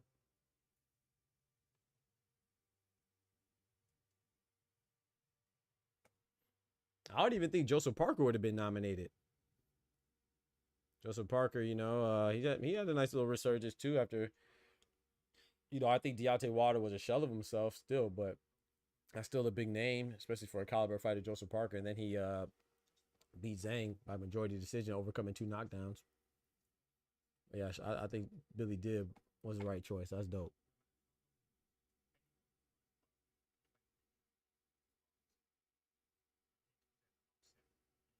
Upset of the year, chat. Okay, Bruno Saras, Jaime Munguia. That's going to be on there. What else going to be on there, chat? Liam Paro, Subra Matias. Okay, they got the Snoop Dogg. Okay. Chris Eubank presenting the award. Dubois and Joshua going to be on there. Who else? A lot of upsets. Oh, Bakram and Tim Tszyu going to be on there. Oh, Angelo Leo, Venado Lopez. Oh, boy. Oh, boy. That's a good one. That was for the title, chat. My boy coming fresh off a pro box. That was for a title. I like that one. Bakram over Tim Tszyu. That was a surprise. The only thing about Bakram and Tim Tszyu is that Bakram was a champion. Tim Tszyu was a title holder. I mean, Tim Tszyu was a challenger, so you got to factor that in too. Even though Bakram was unknown, he was still a champion, and Tim Tszyu was coming off of a loss. Bruno Saras and Munguia, he has a very good chance of winning this one, man. That was an upset, but there was no belt, man. I'm going with Liam Paro and Subra Matias. Well, that was a good one too. The South African Fumaledi Cafu over Kosei Tanaka. That was a good one. Dang, they ain't even show none of the highlights. They just show pictures? That's crazy. Fumaledi Cafu was a good upset too. This is one I'm going right here. Liam Paro with Subra Matias. Yeah, facts, B. Facts, B dog. That's a fact. He said Parker beat some guy that looked like Wilder. Yeah. Facts. That was Wilder, bro. I ain't gonna lie. I got Paro over Matias, man. Maybe I'm a little, but he went in Matias's backyard, his home country. You know what I'm saying? Like, because of America, you know, Puerto Rico's a USA territory. It got to be Paro. I knew it was gonna be Bruno. Nah, bro. That's recency bias, bro. Shout out to Bruno Saras. That's good. No disrespect to him. He was an underdog, but that was no belt. It wasn't even a 12-round fight, man. Liam Paro came from Australia, from down under. Went into Subra Matias' backyard, hometown of Puerto Rico. Took the belt from the quote-unquote boogeyman. Nah, bro. Nah, they robbed Liam Paro, bro. Or even Angelo Leo. And the fact that Brian Norman Jr. wasn't even nominated. Brian Norman Jr. went in Giovanni Santillan's hometown of San Diego and stopped him and took his belt. How was he not even nominated? Nah, bro. Nah. I think Bruno Saras is dope, but he's an undefeated fighter that beat Jaime Munguia one fight removed from a loss. Nah, bro. We just hyped because we didn't expect him to beat Jaime Munguia, but the stakes aren't high enough. The stakes weren't high enough, bro. You got to factor that in my opinion. Bruno was a huge underdog, but there was no belt. There was Jaime Munguia didn't look good in his last fight against Eric Bazinian. He damn sure ain't look good in his fight before that when he got beat by Canelo. Nah, bruh. Liam Paro went and fought the boogeyman, bro. But congrats to Sarasso. That was a big win. But I think if Bruno, this is my opinion, B-Dog. If Bruno Saras, if you swatch the time periods, if you put Liam Paro and Subra Matias, if they would have fought in December, and that would have been fresh in our minds, I guarantee you Liam Paro would have won. But it's because that happened. When did that happen? Like in March or something? Or June or something? I don't remember. Nah, bruh. Actually, it was in June because it was on the same day as Tank versus Frank, right? I think those cards were on the same day. if my memory serves me correctly. So it was in June. That's a good win. Shout out to Bruno Soros. Jaime Munguia was only his 5th knockout.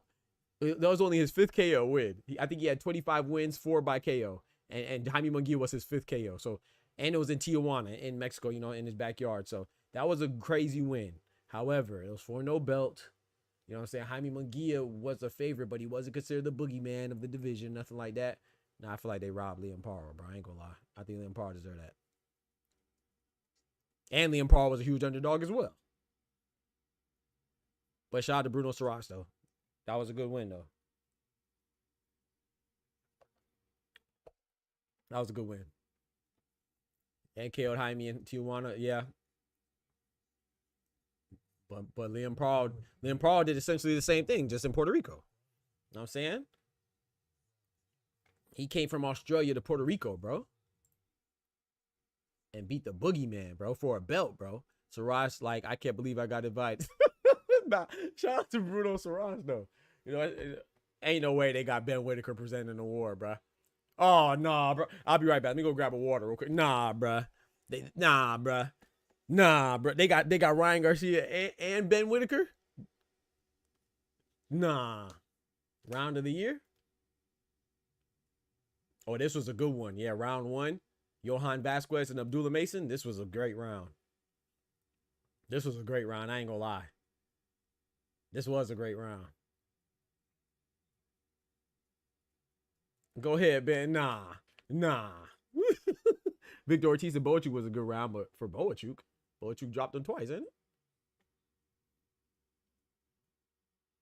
it? Ooh, Usyk and Fury, round 9.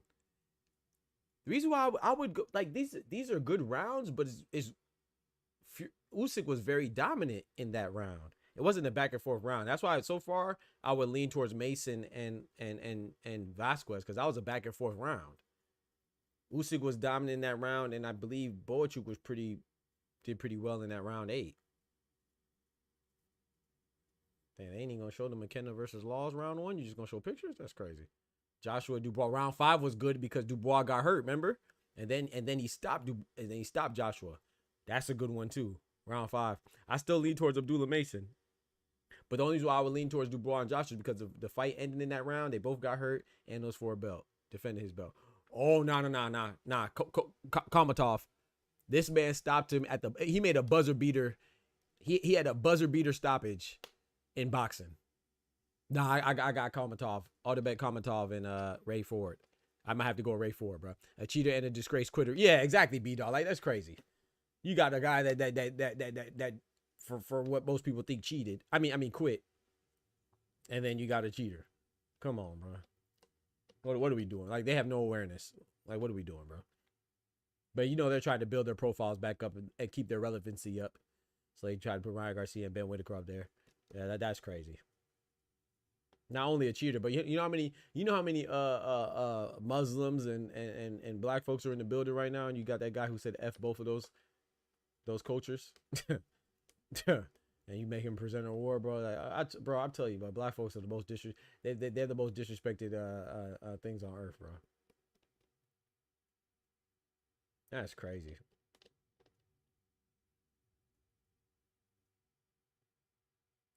Imagine if you would have said F Christians. Oh, you think he would have presented an award? Or F any other religion? Oh, he definitely can't say F F Judaism. Oh man, he would have been canceled. They got him presented an award because he said F Muslims and F black folks, so we don't care as much, right? That's crazy, bro. Not to mention, and he cheated, B-Dog. And then we got a guy who pretended to be hurt, presented an award, and Ben Whitaker, bro. That's crazy. I'll be right back. Hey, shout out to Usyk, though.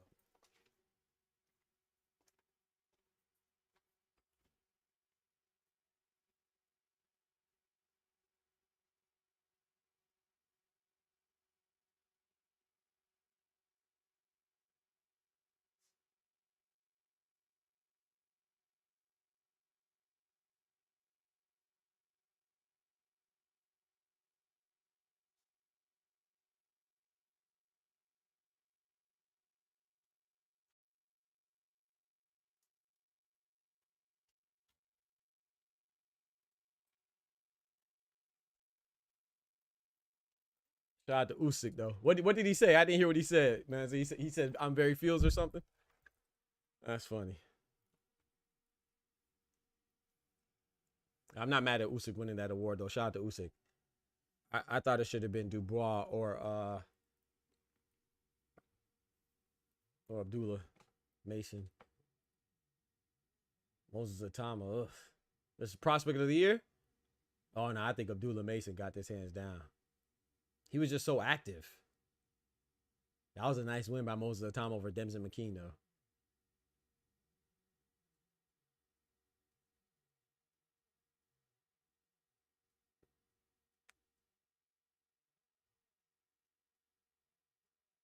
Yeah, I agree, Mansa.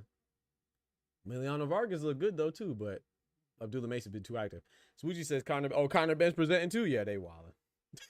Connor Ben's still suspended. Well, he's off suspension, right? John Orobio, that's a guy that they say is like Tank. He's a good fighter too. I still got Abdullah Mason.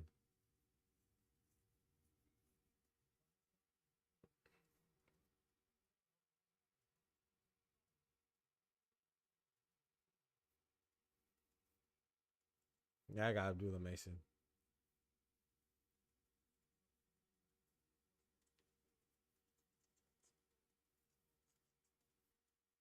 But like I said, we gotta keep in mind this is Turkey stuff, right? So we know that Turkey, like he said, his 5 fights that he wants to see, Ryan Garcia's part of it, and his other fight that he wants to see, Conor Ben's part of it. So it makes sense if he just wants to. Whoa, Moses Atama won? Oh wow, I thought that was Abdullah Mason's too. Wow, bro, that's crazy. I thought that out of all the categories, I thought Abdullah Mason was the clearest winner. Wow. I mean, they are in England. Moses Atama is a London boy. London. Congrats to Moses Atama. Facts.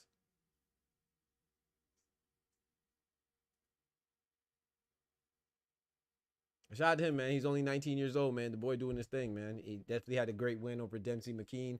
His last fight, round 1. The stoppage was in round 1, so he knocked him out in 1 round. So shout out to him, man. Tyson Fury declares him and Jared B. Baby Anderson as the future of the heavyweight division. So shout out to him, man. I like the way he handles himself, too. To be only 19, I like him. He handles himself very well in the media.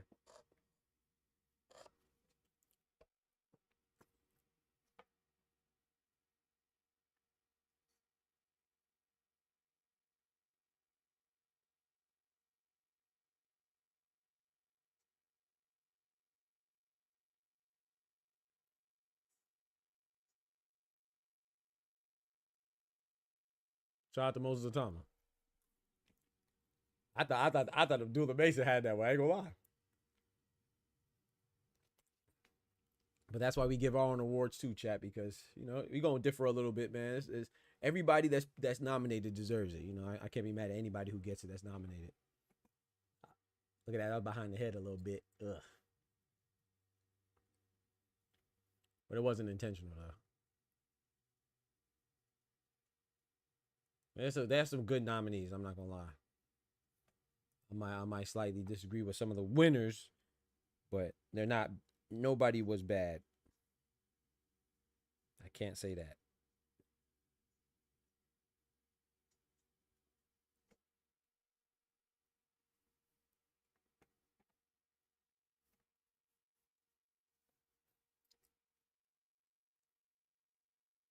Yeah, so you can, yeah, man. So you can kind of, yeah, because you know, Big Turk be, he rocks with everybody. It seems like, but he definitely more locked in with Eddie Hearn and Frank Warren, English promoter. So showing a smidget of favoritism. We got Dubois winning, which I'm not mad at.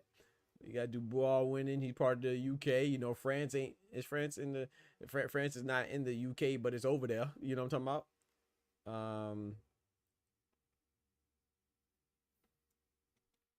Yeah, we see Moses Atama. We've seen a lot of UK winners, a lot of, let's just say, European winners. You know what I'm saying?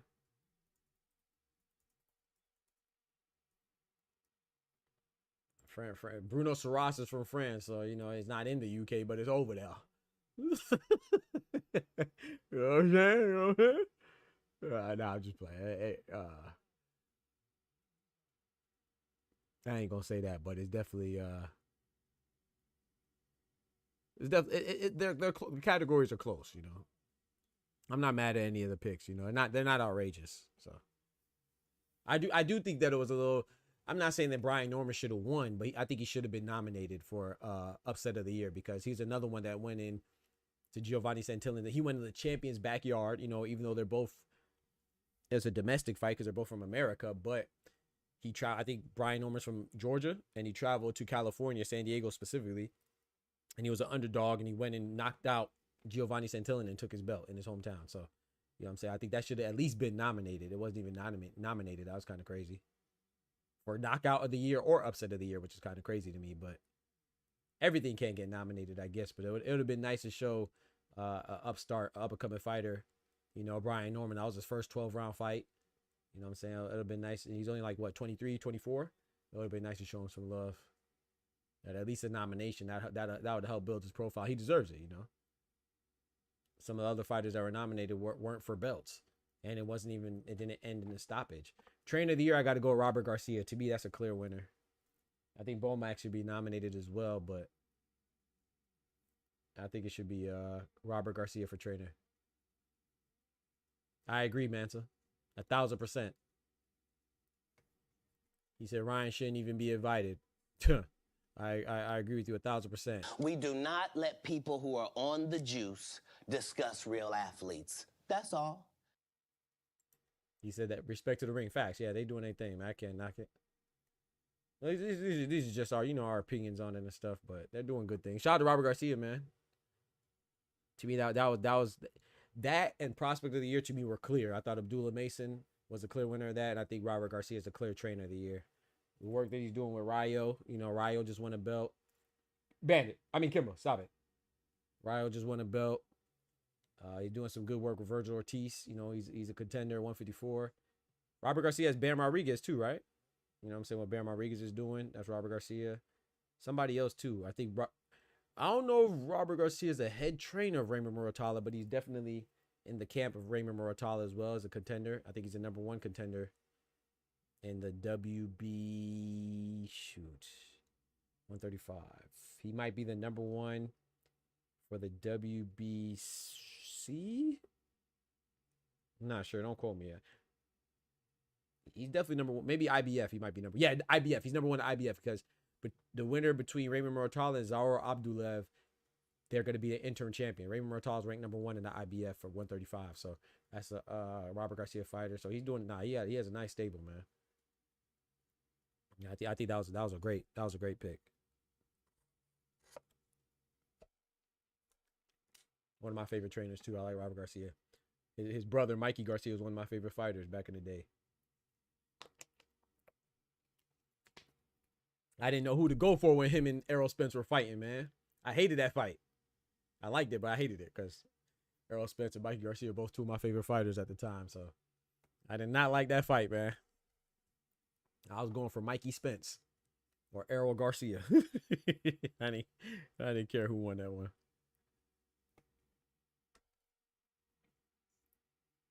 Rudy Hernandez, low-key should win. He trained Junto and Anthony from nothing. Trainer of the year? Congrats to Robert Garcia. Facts. Shout out to Junto Nakatani too. You know, I wouldn't be mad at anything affiliated with Junto Nakatani winning. You know, that's my guy. I rock with Junto. Yeah, he had Bam Rodriguez. Yep. That's your boy, Mansa. He had Bam Rodriguez. Got Virgil Ortiz. Yep. He won that one by skin of his teeth. They should have showed Rayo. That Rayo win over Eastside Pitbull Cruz was very impressive.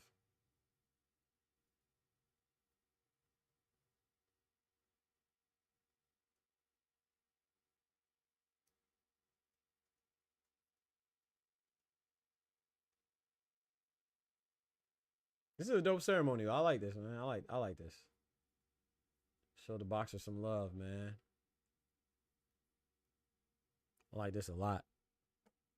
I like it a lot.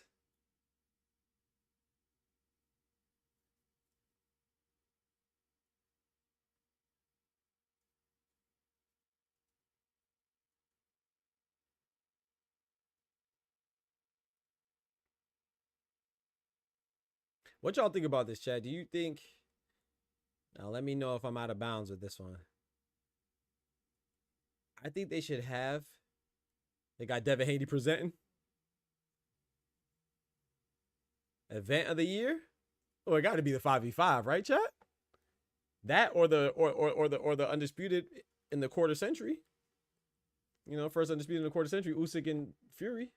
Joshua and Dubois, that's a good one.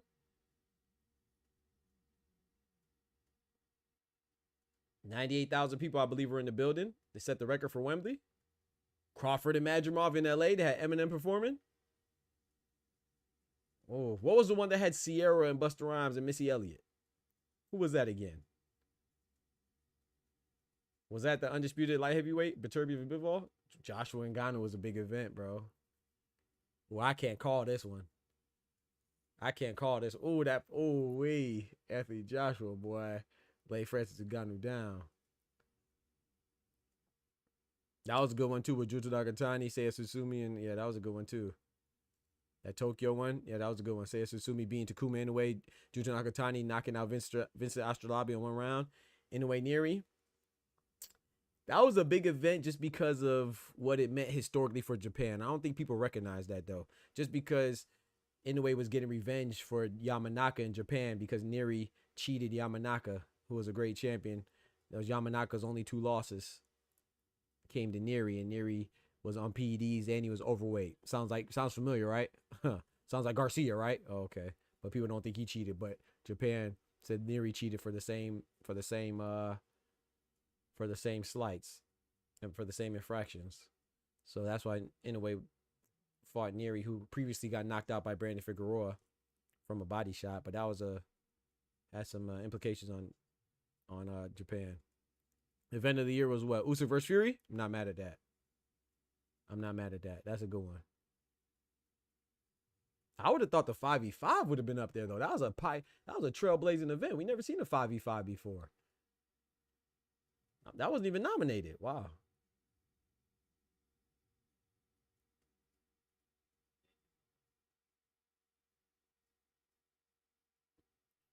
I'm not mad at Usyk Fury. Look at Devin, big ass coat. Shout out to Usyk and Fury. I'm not mad at that because that's the first undisputed in 25 years. So, heck yeah, that was a big event. That was a huge event. I'm surprised the 5v5 wasn't up there.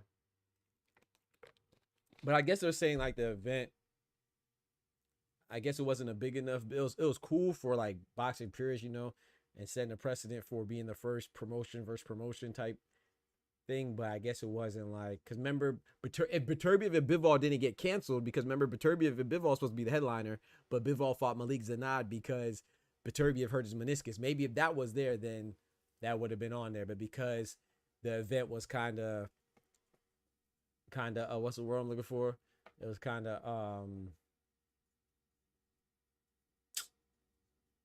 what I'm looking for. Watered down. That's what I was looking for. It was kind of watered down because Beterbiev was injured. That's probably why I wasn't on there. I didn't think of that. Because that 5v5 was fire. But that was a good category. Event of the year. I like that. That was a good category.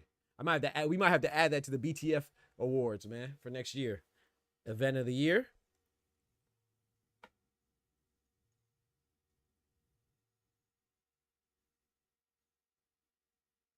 I ain't gonna lie. Y'all know what it is. I do not like Teofimo, but he looking clean right there. I can't front, man.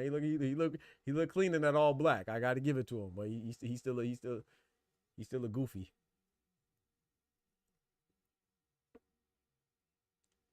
Moochie don't give a damn. Shove that award up to facts, Moochie. Yeah, Teofimo. I don't know what's up with them, man. They don't know how to pick representatives for the sport.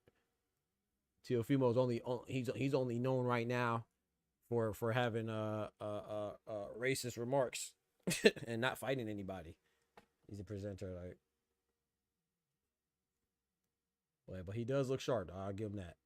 Look clean. Why are they picking these people to present? Yeah, exactly. Rage bait. Yeah, exactly. Rage and race bait. Yep, you're right. I think they rage baiting. Yeah, rage and race baiting. Yeah, I agree with you, Smoochie.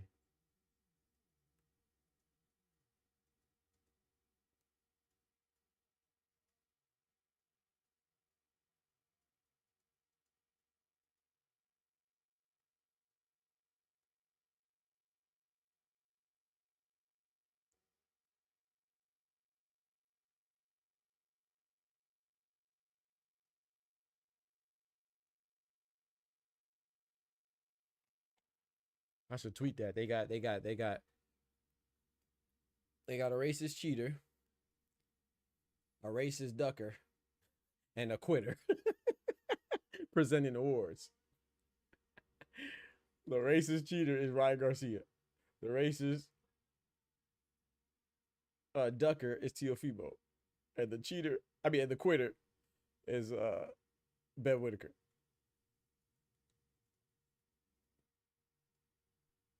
And they also got a cheating ducker too in Connor Ben. Oh, but what I was gonna say before though, what y'all think about this, chat? I think they should have, because yeah, that's dope. Shout out to Ray Ford. Because people don't watch women's boxing as much. Because people don't watch women's boxing as much, I'd have loved if Raymond Ford would have just stole them right there. This for the homies. Fire.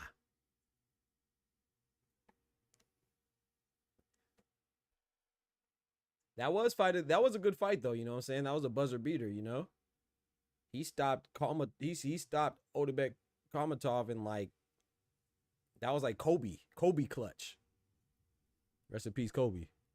Yeah, big up to Ray Ford. But I would say that I think they should have more women. I'm not gonna say that they should have an individual, like for every award they shouldn't have a female counterpart award, but they should have more awards for females fighters than just female fighter of the year. I think they should also have like, I don't know, something else, because we don't just,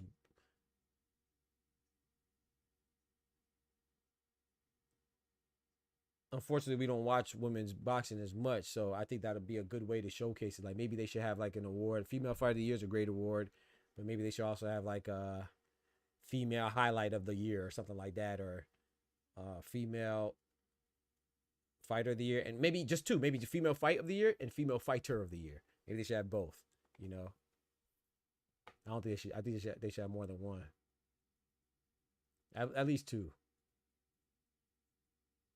Clarissa, I think Gabriela Fandora is gonna win, which I'm not mad at that. She's the youngest undisputed champion ever in the 4-belt era. Yeah, Gabrielle. Yeah, she just got undisputed by beating Gabrielle Alanis. I think she's gonna win, but I think Clarissa should win. But I'm okay with either her or Clarissa. But I think Clarissa should win because Clarissa went all the way up to heavyweight and got a belt and made it look easy. Knocked out Vanessa Joynice at heavyweight. And if she wins her next fight against Danielle Perkins, she'll be undisputed. To be the first ever undisputed in 3 divisions in the 4-belt era, male or female. So yeah, I think she should win, but this is a tough category. I can't lie. This is a tough category. Seniesa Estrada, who just recently retired, shout out to her.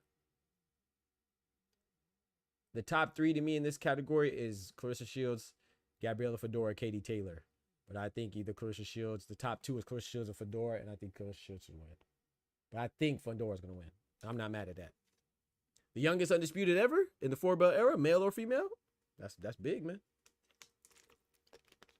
When Clarissa Shields going to heavyweight and winning as a started her career as 154, that's big, literally and figuratively, right? Going all the way to heavyweight, that's big. Pun intended. Let's see who wins. If I had to put money on it, chat, I'm going with Gabriela Fandora, but who I think should win is Clarissa. Let's see. Come on, chat. Y'all know what time it is, man. The Golden Girl? Lady Poison? Come on now. Youngest undisputed ever. And they showed Devin Haney. Devin Haney was formerly the youngest undisputed ever in boxing in the 4-belt era until Gabriela came along and beat his record.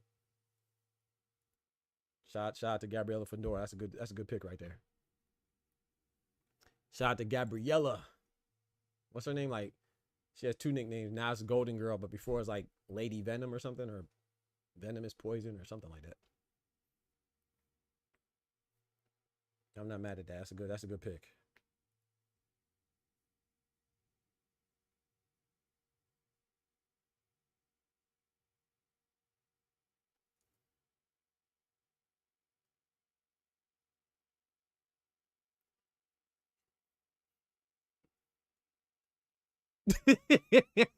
Facts, Manza. Oh, hating ass Cara, man. I should be hating on Clarissa, man. That's crazy. Shout out to Karma.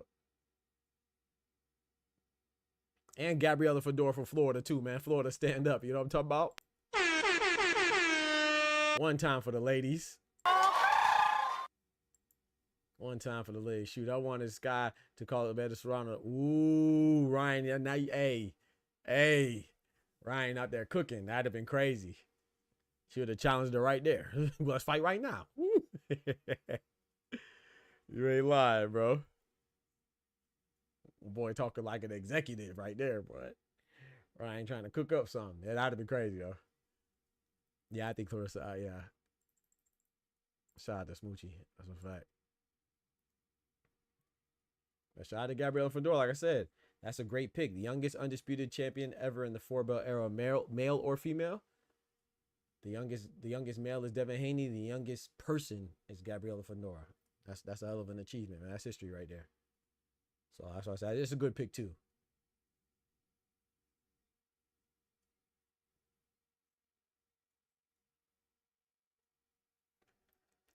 Shout out to Gabriella Fedor, man. I like that pick. Florida, stand up. You know what I'm talking about?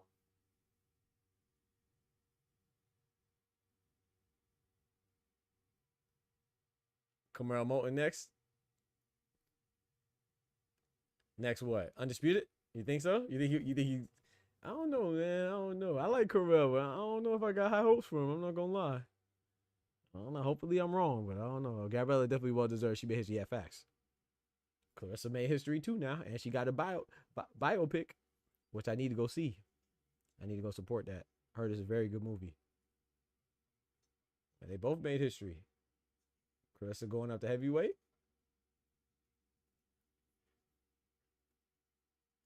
Next to beat the youngest undisputed. I don't know. I don't know, Smoochie. I don't know about that one, but we'll see. But yeah. I don't think Gabrielle, that's a great pick. I ain't gonna lie. Okay, they got Shakur presenting. Shakur looking like somebody valet. Bro, chat, Shakur don't look like a valet? Shout out to Shakur, man. Yo, Shakur got on the valet fit, man.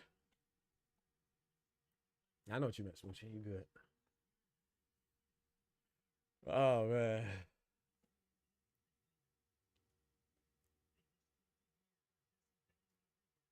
To me, that's his best win right there. Jesse Ben Rodriguez's best win is against Sonny Edwards, in my opinion. He gets the most notoriety and well deserved from beating El Gallo, the Rooster Estrada, but I think his best win was Sonny Edwards since he was in his prime.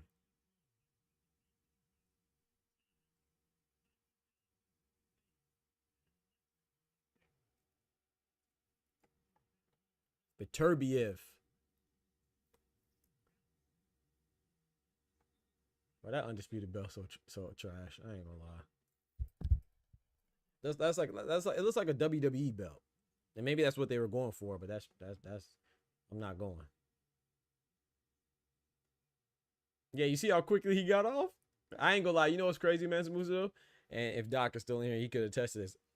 I did the same thing. I was interviewed for a summer science camp that I created, and I was interviewed on ABC News, and we were live. And when the interview was over, I got up off the couch and I'm like shot, man. I'll get better with it, but I as soon as she was like, okay, when we were done with the segment, I got up off the couch and I was seen walking off the couch on live TV. They should have told me, man. I ain't used to that.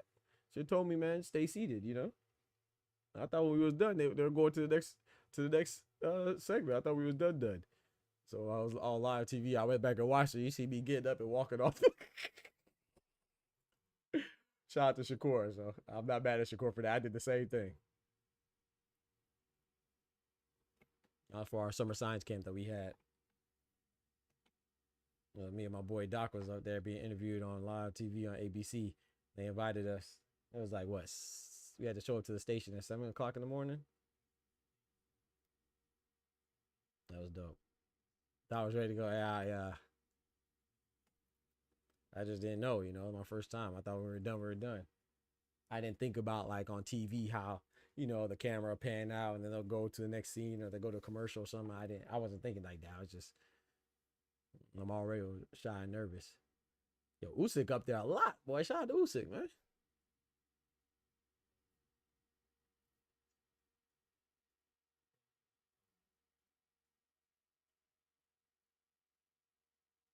Shout out to Usyk.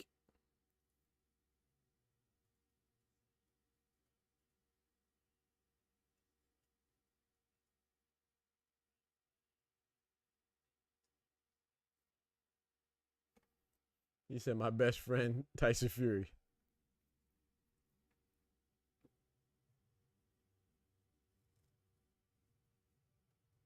Nail fight of the year. That's well deserved. Well deserved.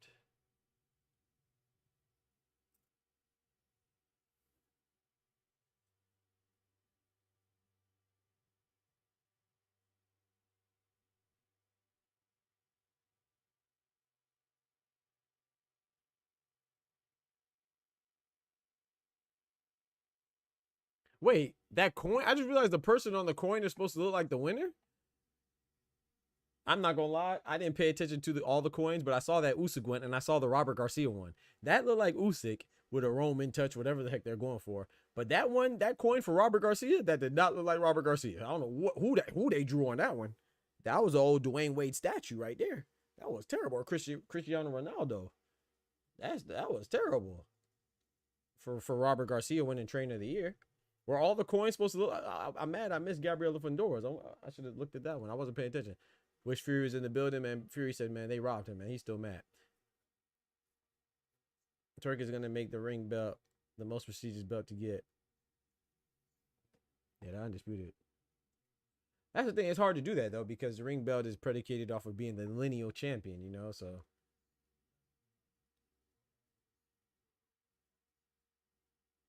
I don't think you can be more prestigious than undisputed because by default, if you get undisputed, you're going to have the ring belt. You're going to, you know.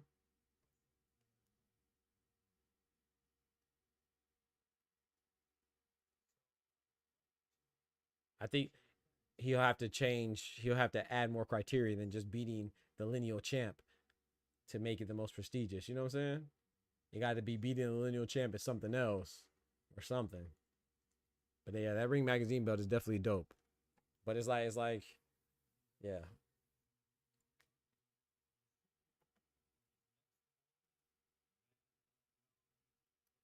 Dang. Damn, my shoulder, bro.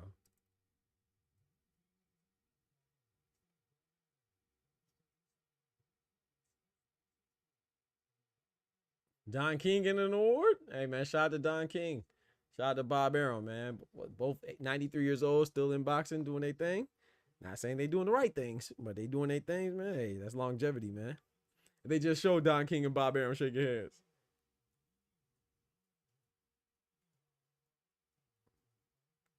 Lifetime achievement. If some people say lifetime of stelling.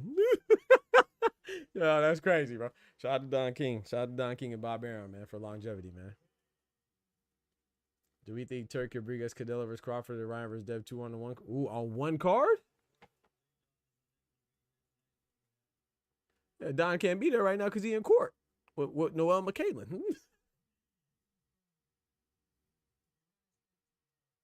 Shout out to Don King, man.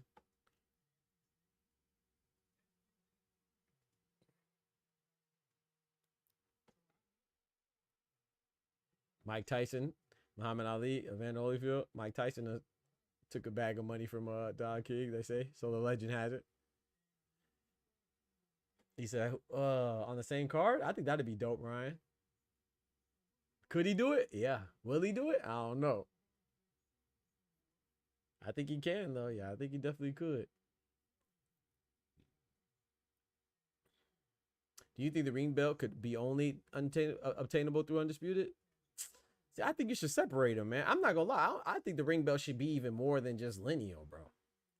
I think that's like for example, like me and you talk about this all the time, Oscar. Like, no disrespect to Jai Pataya, but Jai Pataya's ring belt does not mean that much, bro. I'm sorry, it doesn't, because the history of it is, if you know the history of Jai Pataya having the ring belt, and people say, oh, that's why he's the best. No, I think Zerto's WBO and WBA belt means more than the IBF and the ring belt and cruiserweight. Specifically, I'm talking about just cruiserweight right now because the circumstances in which Jai Pataya obtained it. He obtained it for beating Maris Bradis. Well, Alexander Usyk also beat Maris Bradis. Maris Bradis inherited it, essentially. He didn't have the lineal champion. He wasn't a lineal champion because he was the man at cruiserweight. No, the man was Usyk. Usyk beat him, and then Usyk moved up. So by default, Maris Bradis was, it was essentially, but no, just Maris Bradis is a good fighter, but it was essentially by default in which he was a lineal champion. You know what I'm saying? He was considered the man, and then Jai Pataya beat him. So it's like, he has a ring. If you really want to look at it, he has a ring belt from beating Maris Bradis. Does that really hold that much weight? So I don't even think it should be. I think it should be a whole different criteria. Because I think if you have it like getting it through Undisputed, then it kind of waters down the significance of Undisputed and the significance of ring. I think it should be something else. I don't know what it could be, but I think it should be its own separate criteria. I don't think it should be predicated solely off the lineal championship. I don't think it should be predicated off of even the other belts. Like, I feel like it should be kind of like Ryan was saying earlier, like somehow make it the most prestigious. I don't know how they would do it, you know, but make it like, maybe like that's what it's supposed to be. Ring magazine belt's supposed to be like a people's champ. You know what I'm saying? So make it something. I don't know if the people get a vote. I don't know. You know what I'm saying? Make it something besides just lineal, because being the lineal champion is not always that big of a deal, bro. I'm sorry. That's just my opinion. To me, what Zerto's doing at cruiserweight is more impressive than what Jai Pataya is doing, in my opinion. Zerto beat 2 undefeated champions. Sorry. He beat 1 undefeated champion in Gulamarian, and then he beat another champion who wasn't undefeated, but he was essentially undefeated in Chris Billiam Smith. He's the closest thing to undefeated, right? Chris Billiam Smith, he only had 1 loss, and he lost to Richard Riakporhe, and then he avenged that loss and beat him. So that's the next best thing to being undefeated, and then he fought Zerto, and Zerto beat him. So to me, even if you think Jai Pataya is the best at cruiserweight, which a lot of us do, and I think so too, I think the most respected should be Zerto. Jai Pataya might be the best. It's like King Arthur, right? The best fighter, if y'all familiar with the story of King Arthur's court, the most respected is King Arthur, but the best fighter was Lancelot, right? So to me, Zerto would be like King Arthur. He should be the most respected because he has the most hardware. Jai Pataya could be the best fighter if that's what you think, but the most respected should be Zerto. So Lancelot would be like Jai, and then King Arthur would be like Zerto, in my opinion. So I don't think the Ring Magazine is the most important belt, but I think it should be, like Ryan. Hand-me-down belt, exactly. Sometimes it's essentially a hand-me-down belt. Like even at 115, shout out to Bam Rodriguez. Bam Rodriguez is the Ring Magazine belt holder. Well, Fernando Puma Martinez is the one that had 2 belts. He had the IBF belt and the WBO, I think. The IBF and the WBO at 115. Or did he have the IBF and WBA? One of them. 2 of them. Whichever 2. Fumulele Cafu, I think, has a WBO. And then Bam has a WBC. So I think Puma had the IBF and WBA. So yeah, so he had 2 belts. Bam got the lineal champion from beating who? Gallo? Or I don't even know how he got I don't remember how did he get it? I think it was beating Juan Francisco Estrada, right? An older Juan Francisco Estrada, if I'm not mistaken. So, I mean, is that really better than having 2 belts? I mean, I don't know. Did y'all see Eubanks Jr. and Eddie trash talk? No, I missed it. It would be up to Canelo because he's going to demand so much. Yeah, true. That's raw. They gave love to Don King. Yeah, that's dope. People don't understand how smart. Facts, man. So I agree. Shout out to Don King, man. Big ups to John King. Shoot, if Turk keep on having events like this without taking sanction fees, I would go for the ring. They ain't taking no splits. Yeah, facts. I think the ring should be like a People's Champ Award. Like, so I think it should be like, I think the people should have a say. You know what I'm saying? Even if it's like a voting, it doesn't have to be predicated solely on the people, but maybe like your performances. You know what I think, Ryan? I think the Ring Magazine belt should be an award. Like, what if it's like an award almost? Like, you win the Ring Magazine belt every year. and you could keep on. You could be consecutive Ring Magazine belt winners, but that way, it probably would go to the most deserving person because you could go off their performance. You could go off like metrics that you have, like performance, knockouts, fights that you have, or willingness to fight. You know what I'm saying? Successful defenses, and then have like the people vote as well. I think that'd be dope.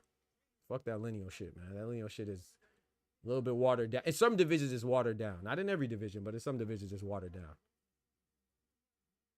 Because for those of you who don't know, lineal means the guy who beat the guy. The guy who beat the guy. Where, I mean, like I said, in Cruiserweight, Maris Bradis did not beat the guy. He was never really the guy. But Ja Pataya got it primarily from beating Maris Bradis. So does that really make it an award? Yeah, each division. Yeah, that'd be fight. Each division, make it like an award. That'd be dope, bro. Hey, someone put me on the phone with Big Turk, man. And if you hear anybody else say that, Ryan, that's our idea, chat. That's BTF's idea, chat. If anybody else takes it, you know they stole it from here.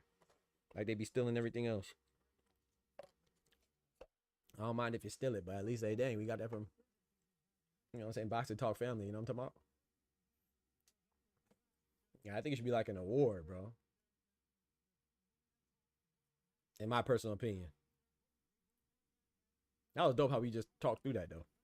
Yeah, I think that'd be fire. It'd be like it'll be more like a people's award, dog. And that'll get people more interested too. It's like, you know, even if you make it like that, 135 still shit. 135 is shitty, man. Tank got to tighten up, man. I feel like because I like Tank too, it's his responsibility to make that fight, make 135 interesting, man. That's he may not want that responsibility, but I gotta, you know, he gotta own that, man. He gotta make 135 interesting, man, because I don't think too many people are turning down. Well, I mean, obviously Lomachenko just did, but you know, I think that if you're the man of the division, you have, I'm not saying you have all the responsibility, but you have more responsibility to make that fight, make that division interesting, man. Shout out to Tank too. I think he wins, beats everybody, but yeah, he got to make that. You know what I'm saying? Just like Nye anyway, man. You know, he got to make 122 interesting, man. Same with Canelo. You got to make 168 interesting, man. AJ might not be a belt holder, but he's still a big reason why heavyweight was interesting. He put boxing on his back when he split Ngannou. You know what I'm saying? He sold out Wembley Stadium with Daniel Dubois. He embraced that challenge. You know what I'm saying? Despite the history in the sparring gym. You know what I'm saying?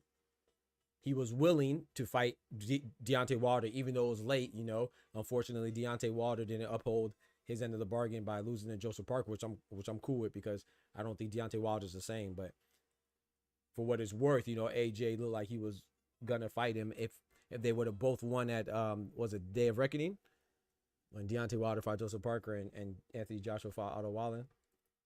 So I consider him the man from a revenue. Usyk is the best at heavyweight, but I still think the most popular guy is AJ. You know, he's been holding it down as far as, and so is Usyk. Usyk's been ready to fight. So even if you look at Usyk as a guy at heavyweight, he's definitely the best. He's been willing to fight anybody, even accepted and embraced a challenge for Daniel Dubois for rematch. Anthony Joshua, you know, he's most popular guy. He's been willing to fight anybody.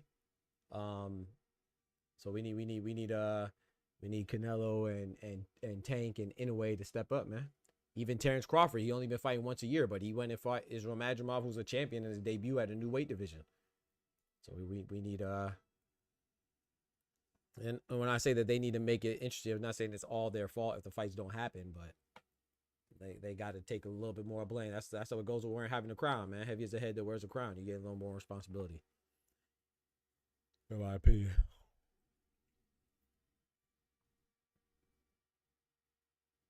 It's cool awards though, man. Is it over? It's not like they're playing Rocky theme.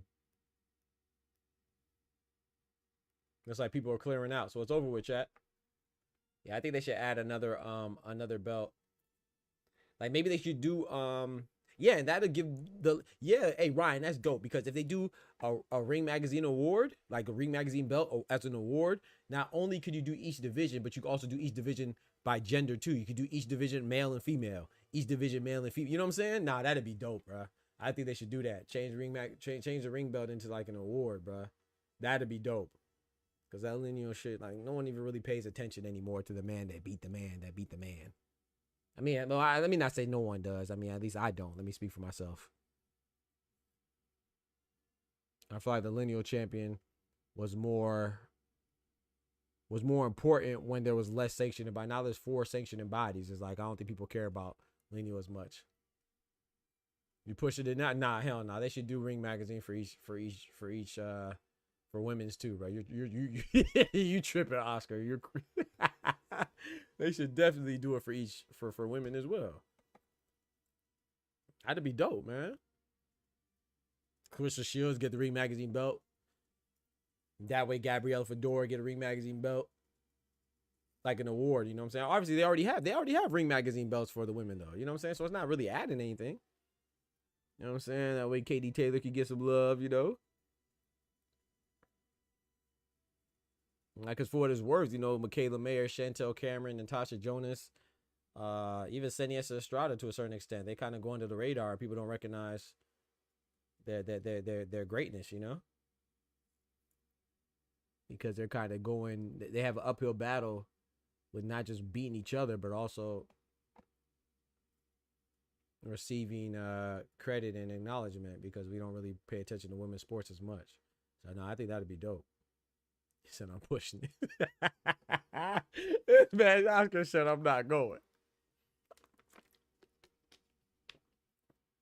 Look at Ben Whitaker at the bottom left. I'm about to call up Liam Cameron. Where Liam Cameron at? I could be tripping, but I think that's a good idea. I think it's a good idea. You feel me?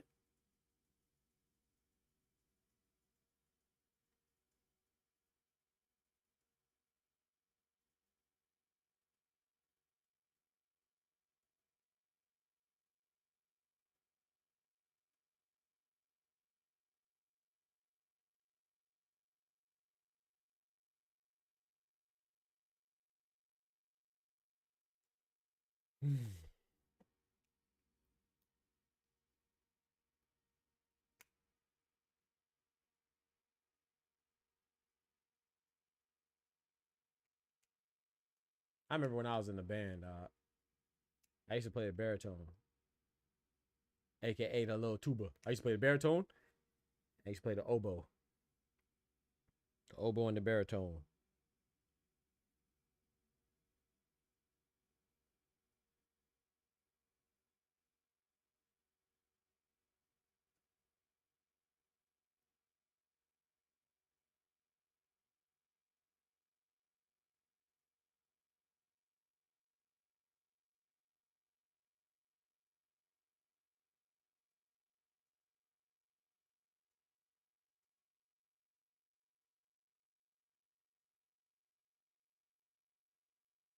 God is saying, rest. I am already at work. I will turn around every negative situation in your life.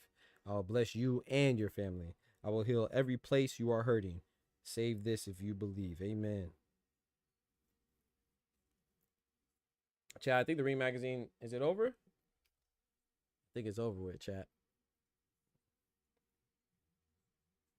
I don't know. I'm trying to wait. Man out there playing the tuba.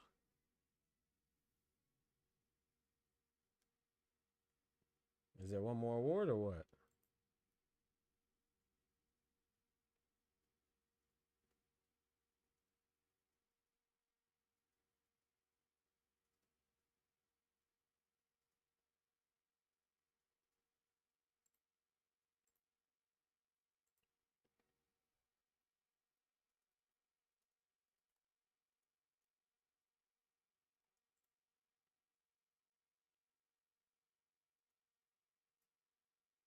Average in the building. What's good, bro?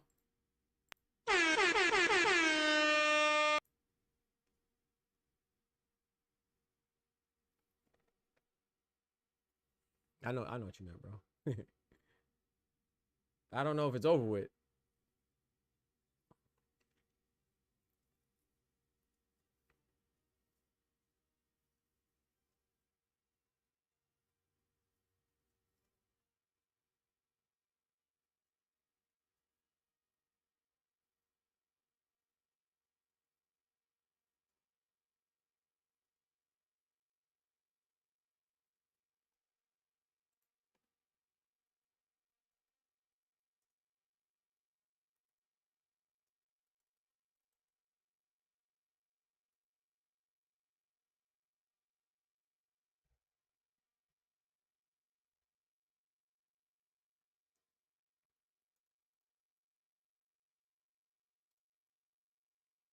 I'm over here talking in the chat.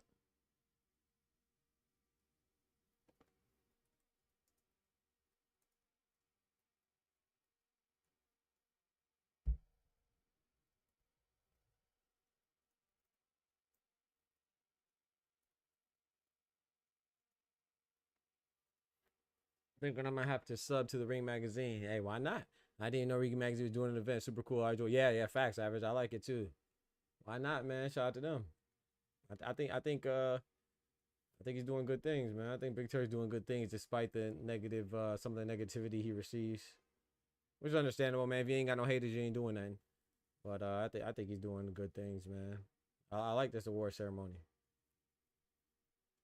Make it like an annual thing or even biannually.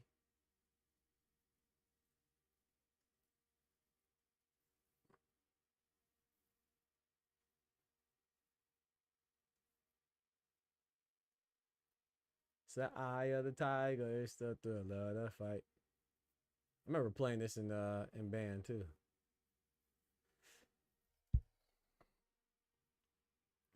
In a marching band, which I couldn't do too much marching band because I also play sports. You know, marching band goes during the season, sports season. So, oh, that's my Bluetooth on.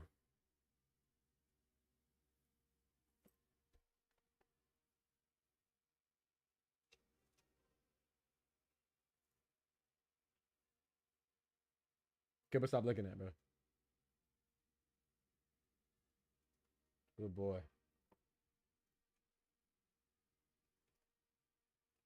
I just don't know what else is gonna happen after this. Like,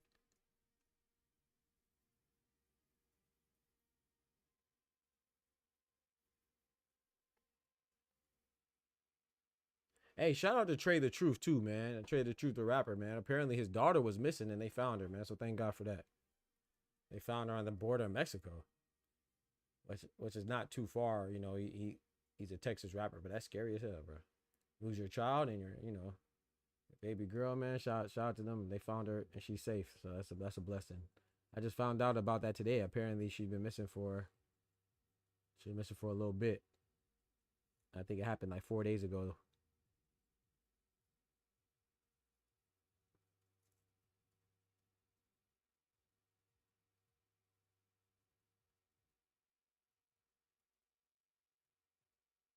Wait, Viterbi didn't win an award? Ooh, that's surprising. I thought he would have won something.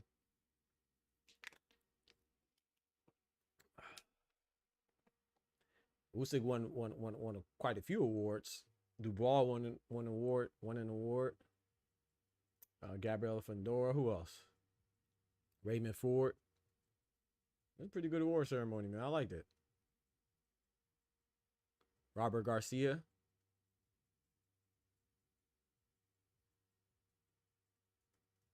Bruno Saras won an award.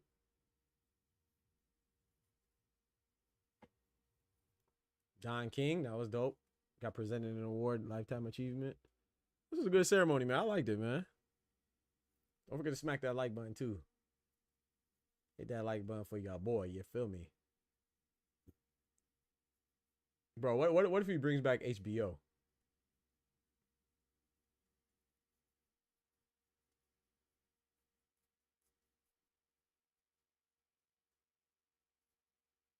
I like this, man. I think it's over with now, right? All right, chat. That was a good award ceremony. That was a, you know, I like it, man. That was dope.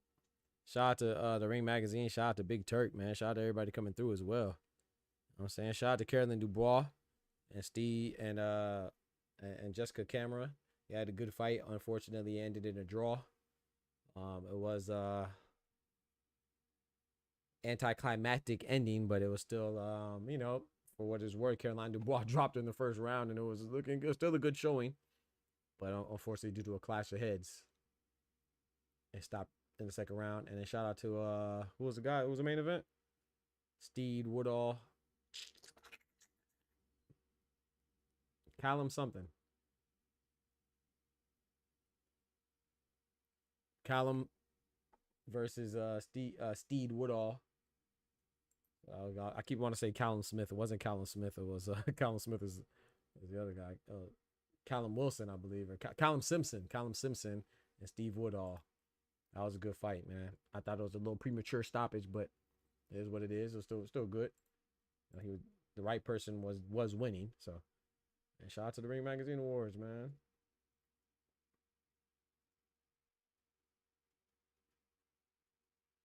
Shakur apparently said that Gervonta talk about retirement is soft. Isn't that the same guy that said he was retiring? Didn't Shakur Stevenson, Ryan Garcia, Devin Haney, and Teofimo, all four of them, claim that they retired because they're throwing temper tantrums? But Gervonta saying it is soft. Be fair, I didn't watch the interview yet, so let's watch it right now. Let's watch it together,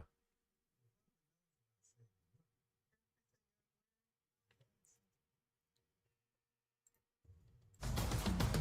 Let's watch it right now together.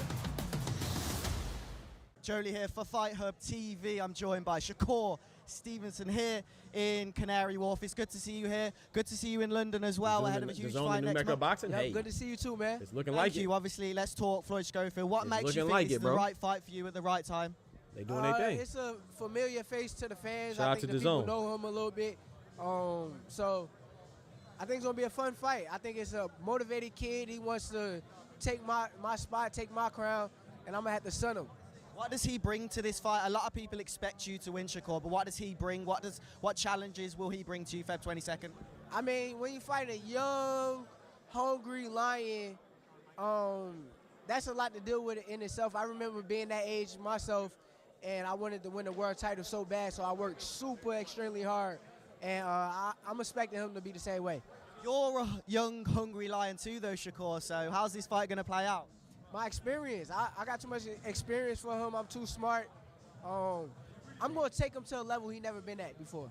I was going to ask you about a potential of fighting Tank afterwards, but he says he's going to retire now. What did you make of that? I mean, if he want to retire with the career that he got, then go ahead and do whatever you got to do. So I disagree with it. I think it's soft, but that's on him. Do you still think that fight's possible? I know he might have a break after that fight with Lamont Roach, but do you feel like you guys could fight 2025 or 2026? I ain't gonna lie, I ain't into chasing people around. I mean, if he's willing to fight, I'm ready to fight, and I think it should happen. But I ain't gonna lie, I can't sit there and chase you, and then, you know, he could try to make it seem as though I need him, and I don't need him. So we spoke shout out to to Shakur Devin for that. Haney as well on Fight Hub yesterday, and he mentioned. Shout out to Shakur for that. I don't think he needs. I don't think that anybody needs anybody, man. Chase your own destiny. You know what I'm saying? But I do think Shakur wants to fight, and I would love to see the fight happen. Even though I said that, I don't really want the fight to happen. Actually, I do think that's a big fight, but I just don't mind if it doesn't happen. And I agree with Shakur. He does not need him. You know what I'm saying? And Tank don't need him either. You know. But if that fight does happen, I got Tank all day. How he's going to be back in March. Are you excited to see him back as someone in and around your division to be back fighting healthy again? I think excited is like a strong word, but I'm interested. I want to see how he handles that traumatic experience that he went through, and see how he bounced back from it. So yeah.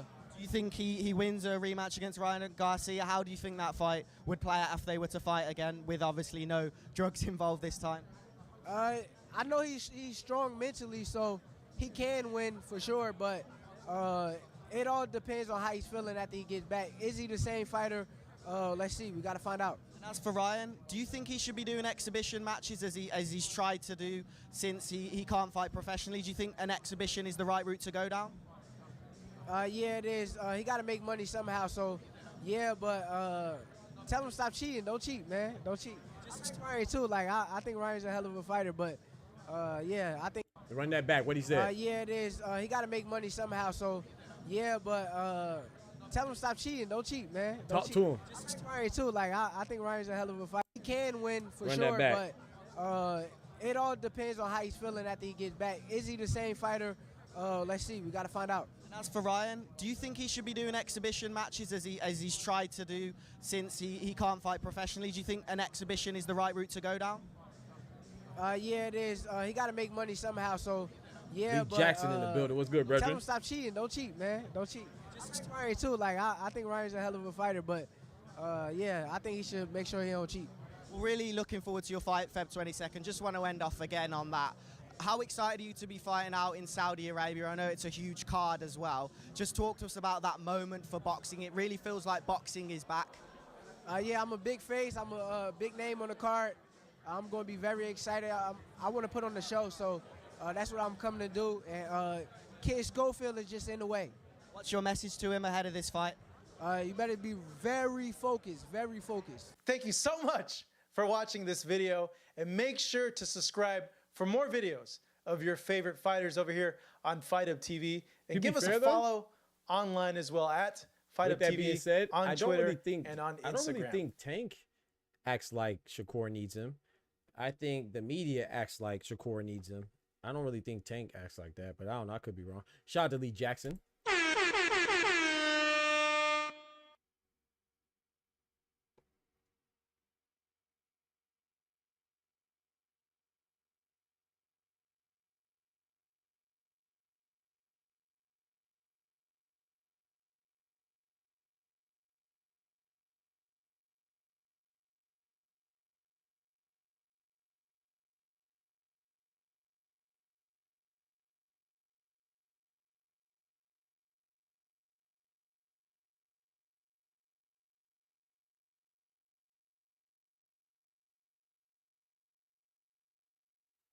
Yes, sir, man. But shoot, that was a good awards though, man.